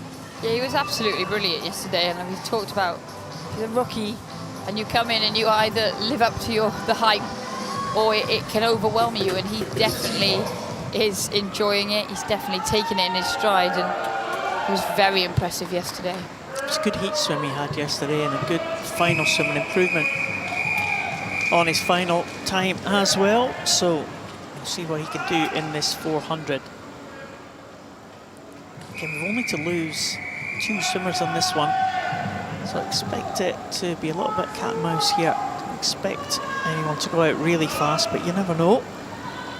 Line up for this one: Fidalgo from Portugal in 0. Take your marks. Zhang from China in lane number 1. Williams from Great Britain goes in lane number 2. Takken, medalist at the World Championships and Paralympic Games on the Netherlands, he goes in 3. Boyd, the young 16-year-old from the USA, goes in lane number 4. Tuckfield from Australia goes in lane number 5. Ogorjalek, who's medalist at the last World Championships for Poland, he goes 6. Alexander Elliott goes in 7 for Canada. Rowan Brennan in 8 for Great Britain, and Salman Garib, neutral para athlete in the outside lane, lane number 9. Well, we've talked about the strength and depth of the Australians in this S10 classification group. Here we're seeing Alexander Tuckfield going well in this first 100 meters. Bas Takken of the Netherlands, we're glad to be swimming this one. This was an event at Paris Paralympic Games, and it is his best event, his favoured event, and he goes over second, just a quarter of a second behind Tuckfield's 57.87 with Cohen Boyd. in the third 58.32. We talked about how Boyd swam that excellent 200 meters individual medley last night. Doesn't need to go too quick this morning, just needs to do enough to get himself a lane in that final. It's quite a quick opening to this 400 though. Tacken takes the lead, 129.89, Tuckfield 130.2 and Boyd 130.4 as they go over at the 150 mark. Just looking back down the field, like the Ogrzalik just holding on to 4th place. See Zhang in lane number 1 going well, and then Williams in the next position and Elliott in 7th place now. But the top 3 going through at the halfway point and absolutely together. Tacken still leads 202.06, Boyd 202.4 and Tuckfield 202.6. Yeah, this is the front of the field. There's company for these 3. They'll just settle in to a rhythm now. Maybe we'll see somebody try a little bit of a race tactic, change of speed at some point ahead of their final preparation, but generally they're settled. I think the battle will be at the back of the field to get into that 8th position for a place in the final. Yeah, so getting a little bit stretched out now. The top 3 though, looking fairly comfortable. Tacken, Boyd and Tuckfield. Ogrzalik comfortably in 4th position as they've gone over. Here, as you can see, the Polish swimmer. And then right up at the top, there is Zhang in lane number 1. Just as they go through, they're lying in 8th place at the minute, just making it into the finals. Rowan Brennan, but he's having a good tussle with Fidalgo for that final position, so it should be very close for there as the top 3 go away through. 3:07, Tacken still leads Boyd 3:07.40 and Tuckfield through 8.52. These 3 looking very good with Ogrzalik in 4th. Yeah, we said what might happen here, and Boyd did pushed off the wall with a bit more vigour than the other 2, and he has gone to his feet as we move into the final stages. He's just gone over there, 3:39.03, put in a 31.6 when they've been churning out 32s, all of them. He was 2 seconds quicker there than the rest of the field. Boyd wanting lane 4 for the final. He's really taking the bit between his teeth here, and he's swimming exceptionally well. Yeah, Cohen Boyd looks like a real find for the American team. And he gets in 409.95. Tacken in 2nd, Tuckfield in 3rd. I'll just check everyone coming in for that top 8. It's an Asian record for Zhang, finishing in 5th position in 4:18.76. Ogrzalik will be there, Zhang, Williams, Elliott and Brennan will be the top 8. Brennan just winning that close contest with Salim Garib for 8th position. But great swim from Cohen Boyd. He really picked up the pace there, and it was quite a marked change, wasn't it? But he picked up the pace and the other 2 just kind of eased off a little, Tacken and Tuckfield. Yeah, and again, I think the early stages of the race showed that tonight, if those results are confirmed, this could be the matchup. And actually, people have different preferences. Some people like to know what they've got for the final. Some people are like, I'm going to save myself for the final. But go on, Boyd, all credit to him. He's a teenager. He can do whatever he wants in terms of exploding out the speed. He had a great swim, we keep saying, to take that medal last night. And he's living his best life. He looks great. Cohen Boyd takes that heat. He'll qualify in 1st place for the final, ahead of Tacken, ahead of Tuckfield. The 8th place. Very close contest, won by only 0.25 of a second. Brennan will make it in ahead of Salman Garib. 100 metres breaststroke SB7, Rogier Dorsman, the Netherlands swimmer, championship record holder, goes in lane number 4.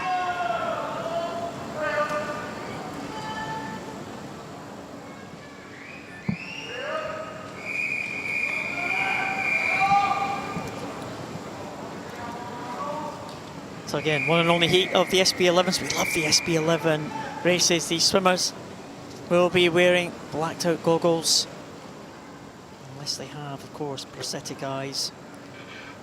Take your Like marks. the swimmer in lane number 3, Krathokville. Line up for this one, Li and Shen in lane 0 and 1 for China. Quintero, Elvira, Krathokville, Dorsman, Shufarov, Matakis, Murbekov, Dambela Jara and Nandal. That is the lineup for this one. Dorsman trying to make amends for that 50 freestyle when he had a little bit of a tussle with the lane ropes in the 50 free, but he's looking good and he's dominated this event in recent years. Yeah, and he's just gone through the 35-metre mark with about half a body length's lead, and so he approaches the wall to get the tap.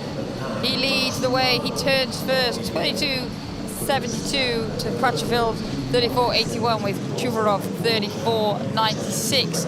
There, your top three. It's very close behind Dorsman, but he is way out in front as he approaches the 75-metre mark. Going well is Matakis as well, one lane closer to us from Shufarov.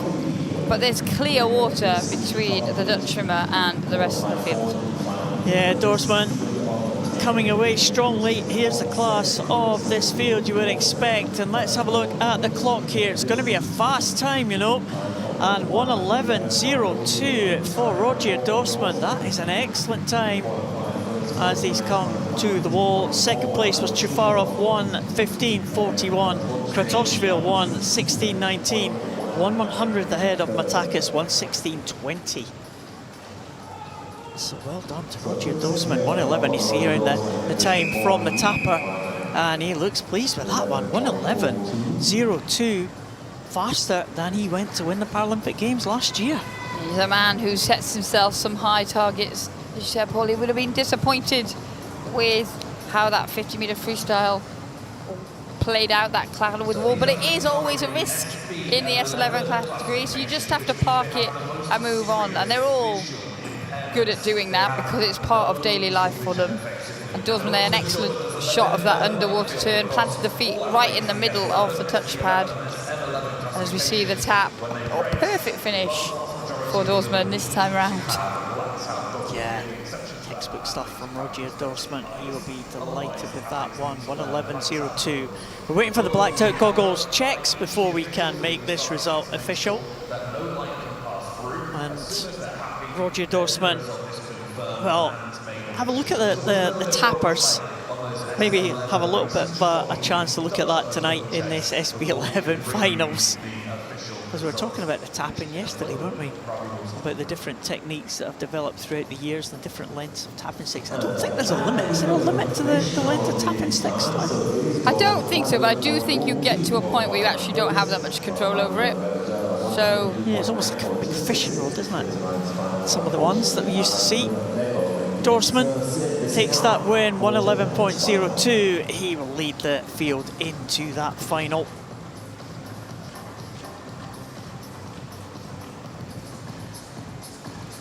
Men's 100 Freestyle S13. 3 swimmers from the neutral para-athlete team in this one.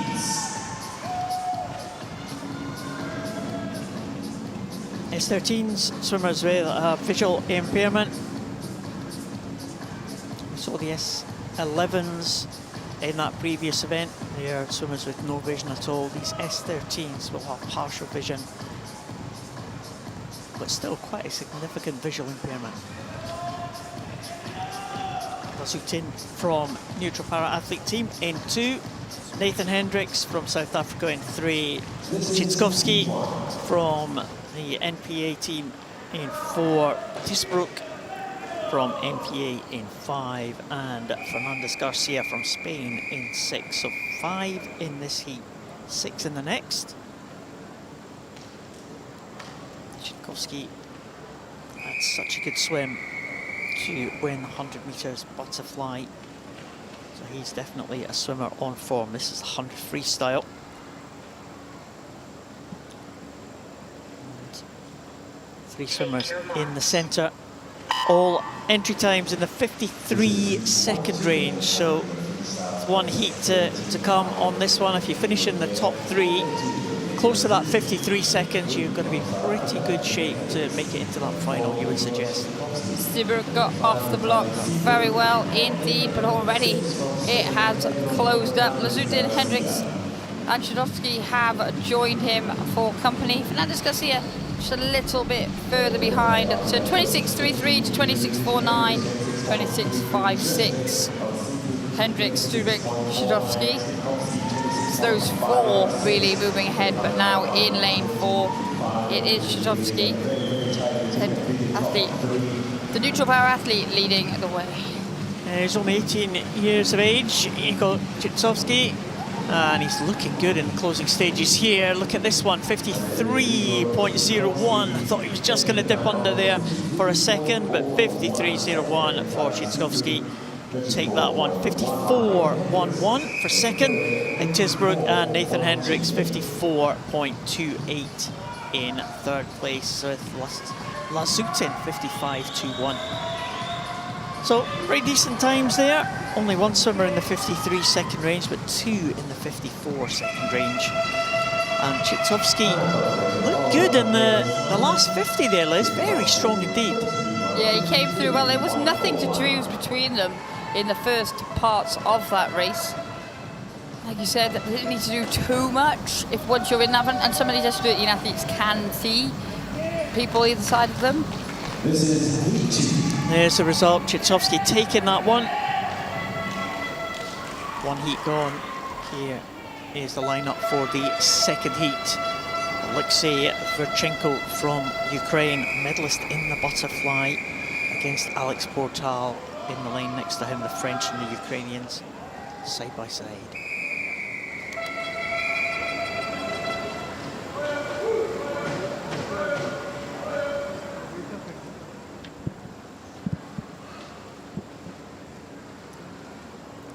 Gabriel Steen from Norway into Igor Bolotov at 3.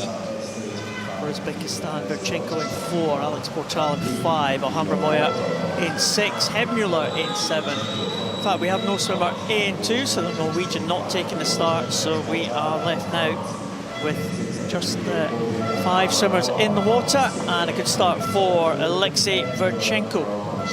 Yeah, Verchenko will turn first, 25.18 to Bolotov's 25.70. Portal of France, 26.37.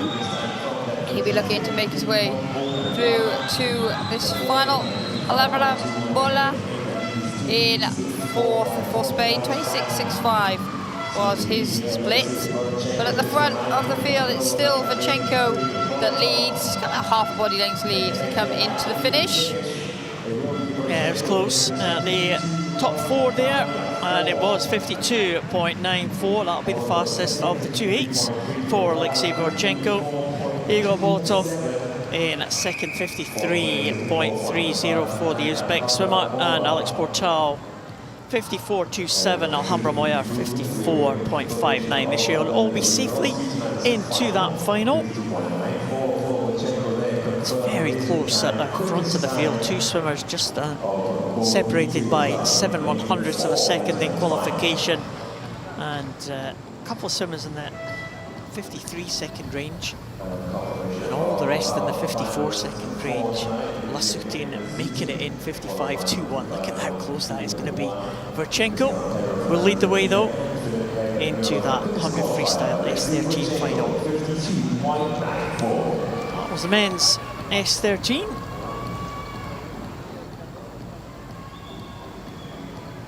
We now have the women's S13. 2 heats of this. Heat 1 sees Spain's Emma Filo Martin and Gio Pergolini from the USA in the centre lanes.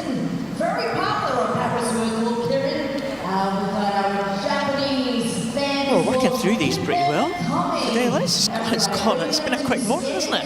It has. We're not far from the end. Finish with that relay. Just got our start sheet. Just got our start sheet this minute. We saw Ukraine win that relay yesterday, didn't we?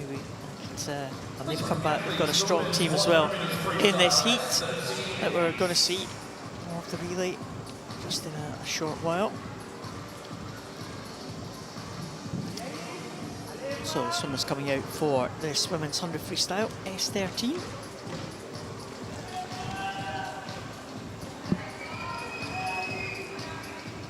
Gia Pergolini from the USA. Better known as a backstroker, but she did actually win the title in this 100 freestyle in Madeira World Championships 2022. Emma Filou from Spain.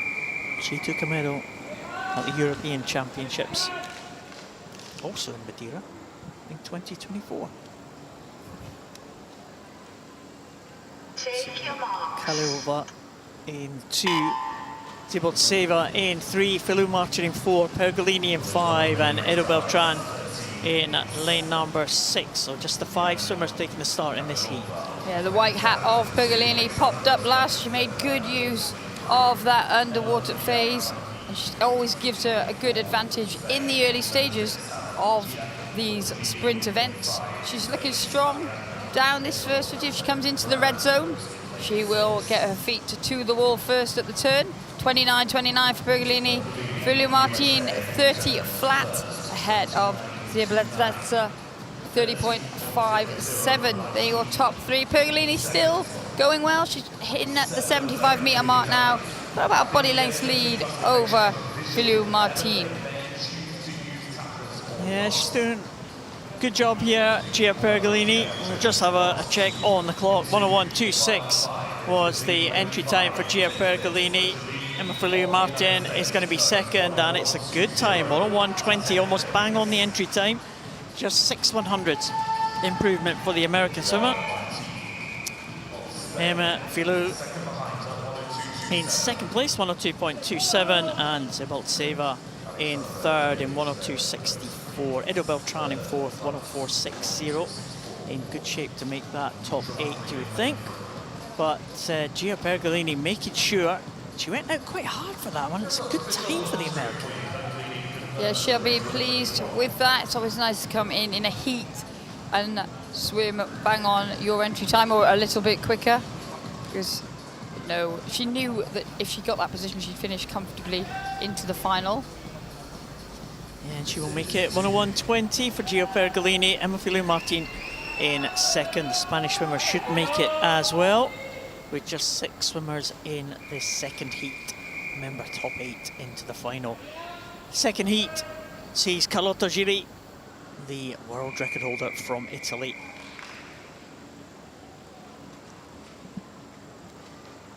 Giri goes in lane number 4.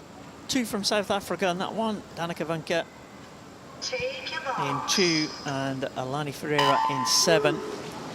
Grace Newfer back in the water again, the gold medalist in the 100 butterfly a couple of days ago. Carlotta Giri, silver medalist in that butterfly, and Olivia Chambers, gold medalist yesterday in the breaststroke, with Marian Polo Lopez completing the lineup for Spain. But it is Chambers with that straight arm freestyle, high stroke rate that is attacking down this first 50. Very contrasting stroke to Carlotta Giri in the lane next to her, as they go over. 29.02 for Chambers. Polo Lopez 29.55. Giri 30.03, just 3/10 ahead of Lufa. Chambers still in the lead. She got about a body length lead as we go through 75 meters, with Polo Lopez still going well for Spain. It's stroke for stroke between Nufa and Giri.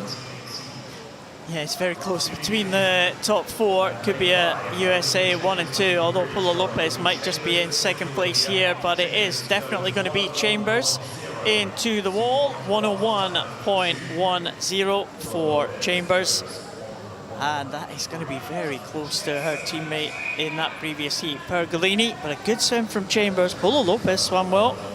101.93 for the Spanish swimmer. She'll be pleased with that one. Nufa in third and Gili in fourth. 101.96 and 102.48. And Gili a little bit off the pace there, but she didn't have to work too hard to qualify for that final. No, she didn't. And again, the beauty of being in the second heat, we keep talking about the heat situation. You know, you can hear what the first heat have gone, and so you can make a decision. And actually, these women's S13 races have churned out some quite tight races this week. So Julie maybe wants to conserve that energy for the battle tonight.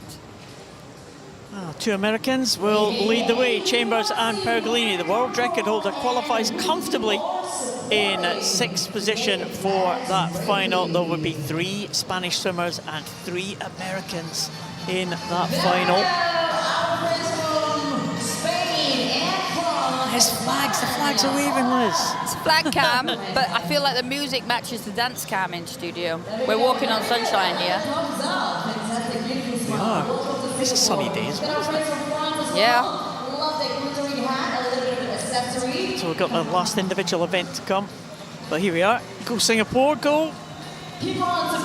Surely we're going to have a medal for the host nation tonight. That would be fantastic to see. Especially if it was that gold medal for Yip. She is a pre-race favourite. She must be feeling the pressure here in her home games, though. Pressure, yes, but pressure's it depends how you view pressure, right? And someone as experienced as Yip Pinzu, pressure is a privilege. It's an opportunity to showcase what you are capable of, and she will have felt pressure before, different pressure, but she's performed under pressure a number of times. So much expectation on Yip, and because she goes in as such a significant favourite historically, so she'll just transfer that experience to tonight. Yeah, it's going to be good to see. Hopefully there'll be a good crowd. We've had good crowds in the last couple of days, haven't we, for the final sessions? Yeah, now the dance cam's up for. The South Africans. We just saw them with a couple of representatives in that previous race. Are they packing up? It looks like they might be. Waiting to see their swimmers. Go meet them at the end before so the swimmers leave the pool, they go to the transport pickup point, and there is a point where their family and their spectators can kind of intercept them for a few seconds to say hi. So that's probably where they're going. Might see them as we go out. 100 butterfly S8 heat 1, 2 heats of this one. And Ting Lee and Mikhail Golas go in the middle lanes. See some returning swimmers in this 100 fly. Horydyanin from Ukraine took a silver medal in the backstroke. In fact, all the backstroke medalists are in this one. Yaraman, Lopez Sanz and Horydyanin. And again, they're doubling up. There's a couple of them doubling up today. Liz, Yaraman's his 2nd event. Well, we did talk, as he walked out now, we said if you're breaststroke, if you go down a classification group for breaststroke, which a number of people do, or up, because the breaststroke swimmers have a different classification, because it's a different set of muscle group and movement patterns used, which is why you see that SB classification specifically for breaststroke. If you go up or down to your S category, then there is always the chance that you might have to double up on a day. And we're seeing that here for Yaraman. Do you ever do that? You have to cope with that one? No, I was the devil 666, me. Okay. Didn't have that problem. No, did you? You did. Well, the programme was a little bit different when I started off. It was a long time ago. Yeah. Generally, it was one event per day. Anyway, I'll tell you about that later. We've got time. So the first heat of this butterfly, 3 medalists, as I said, from last night in the backstroke returning. That's Yaraman from Turkey, Lopez Sanz from Spain. Li Ting goes for China in lane 4. Mikhail Golas for Poland in 5. Horydyanin from Ukraine in 6. And Basakov from neutral para-athlete team goes in 7. Well, Horydyanin of Ukraine in 6 had an excellent start. That single arm butterfly there, you can see. If I say that, he just gets caught at the 35-meter mark by Li Ting. Going well at the top as well is Yaraman. He always has a fast start. As we go into the turn, 29.28 for Li Ting. Horydyanin 29.89 and Yaraman 30.26. They're your top 3, but look out for Golas and a fast finishing Lopez Sanz. Yeah, it's interesting here, the different impairments. The one-arm butterflyers almost kind of dominating this heat, but the swimmers with 2 arms right at the top getting to come back. There's Golas in the centre trying to make a little bit of a move. Lee is going to hold on though, I think. And maybe couple of lanes down, Haridianen is also in the mix, and those two touching within half a second of each other. It was Lee first to the wall, 104.54, 105.02 for Haridianen, and Golis 105.06. It was very close indeed. Lopez Sanz in fourth, 106.23. It's interesting, these one-arm butterflies, isn't it? There's a lot of one-arm butterflies in this S8 classification. It tends that type of impairment tends to lend itself to the butterfly stroke. Yeah, and you can see the undulations through the hips. They do have to make sure that they balance themselves so that, because when you're swimming one arm, it's easy to roll over onto your side, but they really need to keep their shoulders as flat as possible. So that's why you see a lot of them still either breathing to the front or to the side, where they don't have the limb or they don't have the use of the limb, so that they can maintain sort of that balanced position. And we have had some disqualifications just because of that, haven't we, for the one-arm butterflies specifically? Yeah, again, we talk about stroke evolutions, and people are always looking for the fine, small gains. And if there's no rule there, you will try something, but then they do tend to update the rules. And again, the athletes share their knowledge, because no one wants to be disqualified. Well, no disqualifications that time. Leading from China, taking that first heat, 105.54. It was close in the finish there. Just keep an eye on the times. Second heat sees Alberto Amadeo, Paralympic champion from Italy. Inigo Lopez Sanz was 106.23 from that first heat. That will be the immediate target for these swimmers in the second heat. Reid Maxwell, Noah Jaffe, Alberto Amadeo, Gabriel Silva de Souza, Sergio Martos Minguet, and Uzbek Boy Nazarov. Take your marks.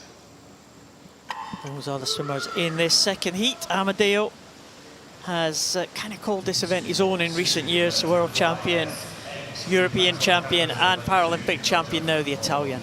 And it will be a race of two halves. Silva de Souza in the blue hat of Brazil. He's got great sprint speed. He gets off the block very well, and you can see him leading the way. But Amadeo does start slowly, but start to come through strongly. As they go into the red zone, it will be Silva de Souza turns first, 29.87 ahead of Jaffe, 30.39, and then Boy Nazarov, 30.53. But don't count Amadeo out. He loses a bit of speed off the wall, but then he starts to build through. He's breathing towards Noah Jaffe, who's having an excellent swim here, the American, as they go through the 75-meter mark. And you can just see them now catching the early leader, Silva de Souza. Yeah, it's very close here between the top three, and there's a row of another three swimmers behind them. They're not all going to make that final. It's the two swimmers here with the two-arm strokes. Noah Jaffe will take it, 104.64, just ahead of Amadeo by 8/100ths of a second. And it is the Silva Souza in third, 105.92. Boy Nazarov might just make it in 106.67, just ahead of Martos Minguet in 106.81. But good strength at the end there. As you said, there's a race of two halves. Silva de Souza went out pretty fast on the first 50, but Amadeo and Noah Jaffe pulled him back, and it was close at the end. Jaffe just getting the touch. Yeah, that's a great swim from Jaffe. Talk about the USA, they're having a great meet here in Singapore, really starting to lay a foundation for this Paralympic cycle. It'll be Lee first into the final. Noah Jaffe and Amadeo will be second and third. It's going to be a close one. And Boy Nazarov just scrapes in 8th place for Uzbekistan.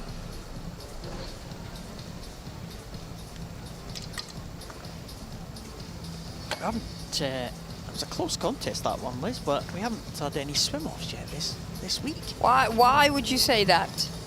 I like a swim-off. I'm not sure the swimmers do. I know you want to get your lunch, because it's always at the end of the session. I'm not sure the swimmers love a swim-off. Oh. Swim-offs are good. Everyone always seems to go faster. That is true. It's a second swim, isn't it? Second chance. Yeah. It was close for the swim-off there, but not quite. I'm not sure I ever had a swim-off. Oh, I did. Of course you did. Heat 1, the one and only heat of this relay, and well, there are only 8 teams in it now because we have had a withdrawal. But the swimmers, teams are going to swim this one, and as long as they complete the distance, they are going to qualify for that final tonight. Just wonder if anyone just wants to kind of lay down a marker here, or will we just see some relaxed swimming from some of the teams. Ukraine won the freestyle relay yesterday. USA and Brazil were also in the medals. USA taking the bronze and Brazil taking the silver last night, and they will return again. And some strong teams here. Again, as we said, Liz, it's mixed relays all the way for these World Championships now. Yeah, we've talked about how by introducing that mixed concept, it's really opened it up to some of the smaller nations who were challenged. They didn't have 4 swimmers of the same gender, so it has made it a lot more competitive, a lot more entertaining. But you can still see how some people are still forced to put in certain combinations, like we're seeing an S10 swimmer for Poland, Olivia Jablonska, in a 20-point relay. That's almost unheard of. The Americans used to do it. Half your The points. Americans used to do it with Justin Zook all those years ago. But yeah, the combination. There's optimum combinations, but you've got to work with what you've got. Well, China have got all S5s. They are the world record holder, so they've got a very balanced team. As you said, Poland have got an S10 swimmer, but as long as the total of each of the swimmers' classifications doesn't exceed 20 points, you can have any combination you want, 2 males and 2 females. And as you said, quite often, some of the teams don't really have much of a choice, but it does give those teams a chance to compete. It's the line up there. Poland will be out on their own. They're up there in lane 0. Take your mark. Spain, Ukraine, China and USA in the middle lanes. Brazil, Japan and Kazakhstan. Those are the teams that we are going to watch out for. Yuan Wei Yi for China will lead them out, backstroke champion. And Katie Kubiak will lead the USA out in lane number 5. As Semenenko going well for Ukraine in the early stages. He's a very strong backstroker, European champion in the backstroke. Beatriz Laredo Maldonado, Spanish have gone out with their female swimmer S9. So 2 S5s for the leaders, China and Ukraine, and the S9 swimmer for Spain leads them off. And again, a mix of classifications, a mix of male and females, things are going to change about. Yeah, there's really no need, as we've discussed, for any team to go too hard. We saw Samuel Oliveira of Brazil lead off for them on the backstroke, and he definitely was taking it easy. Because why would you not? 8 teams, you just got to get through unscathed. You can see now the breaststroke really closing things up. The United States of America, Morgan Ray is bringing them through. Sometimes you don't want to slow down too much because it completely changes your stroke. And we see how Ray there, he has a short stroke but a high stroke rate, and he's had a great leg here. Oh, sorry, that wasn't even Morgan Ray. Yes, it was. Yeah, Morgan Ray was. Adam Williams going into on the next one. You were right enough. You were right enough. And Adam Williams going on this next leg for the American team. Not sure those captions are correct, but that is Williams in the motor now. And 1 lane down is a Brazilian. That's Thiago de Oliveira Ferreira. Maybe in 2nd place. China still in 3rd, maybe 4th now as Koshman comes through for Ukraine. But America, that is Leanne Smith on the last leg now. And in 2nd position as they go through, it looks like it's Brazil in 2nd position. But there's Leanne Smith. Again, she's a really experienced campaigner, 7 gold medals that she won the World Championships in 2022. Guo Jincheng starting to come through for China, and Anna Honta 1 lane up for him for the Ukraine. So it's all closing up at the front. as they chase down Smith, but Smith has done a great job here for the USA. Going to get in just this year. Is it Hunter? Hunter just gets it for Ukraine by 4/100ths of a second. Leanne Smith in second, and China come home in third position. Well, I'm sure those captions were correct throughout the race, but we kept an eye on it. Well, that's what made me doubt myself for a second there. It's always the issue with these 4x50 relays with the swimmers in the with a higher level of impairment. Some of them will be in touching the timing pads, and that kind of plays havoc with the system that we have here for timing. Poland coming into the outside lane now. The final swimmer to finish is Krzysztof Lichniak. And the Polish team should take their place in the final if everything is okay. So just 8 teams in that heat, and all 8 should progress to the final. Ukraine will be strong again. Can you take anything from that? I think China have got a little bit more to give. All teams have got a little bit more to give, I think, but Ukraine will be strong. USA, China and Brazil, they could be the main contenders tonight. They could, and some teams will have the capability to change their combinations if they wish. Not all, but there is some depth in some of the lower classification groups in some of the countries. But they were strong teams, strong squads all around. And like you said, I don't think we can read too much into it, because it's just about getting through safely into that final. Relays always provide a nervous weight. Medleys always provide a nervous weight. So you combine the two together, and we will all just sit and breathe. Well, the result not being made official yet on the scoreboard. And, see any discussions taking place with our technical officials? Not too sure. I can't see a lot of anything. No, someone's just clearing the water. That is the final swimming action. Just waiting for that result to complete the proceedings for this morning. So again, another good morning of action. Some great finals in prospect tonight. It's making us wait, aren't they, Liz? It's all part of the fun. Oh, in fact, there is a disqualification I've just seen on our system, and that is unfortunate. Kazakhstan have been disqualified. Not sure what happened there, but only 7 teams will take their place in that final tonight for the mixed 4x50 meters medley relay. 20 points. The main contenders we think will be there: Ukraine, USA, China and Brazil. Could be an interesting relay to finish proceedings tonight. And talking about tonight, we will be back at 17:30 local time here in Singapore for day 3 finals. It's going to be another cracking night of action. Singapore surely will be on the medal podium. They will be favourites to win that gold medal. Yip Penju will go in. She competes in that 100 backstroke S2.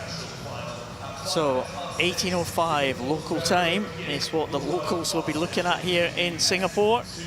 Yip Penju, the big chance for the host nation to take that gold medal that they would dearly love for the Singapore hosts. There are the finals that we are going to expect tonight. 21:01 local time will be the final of that mixed 4x50 meters medley relay that we have just seen. So from Liz and I, all it remains to be done is for us to say goodbye for now, and please join us again at 17:30 local time here in Singapore. It could be a big night.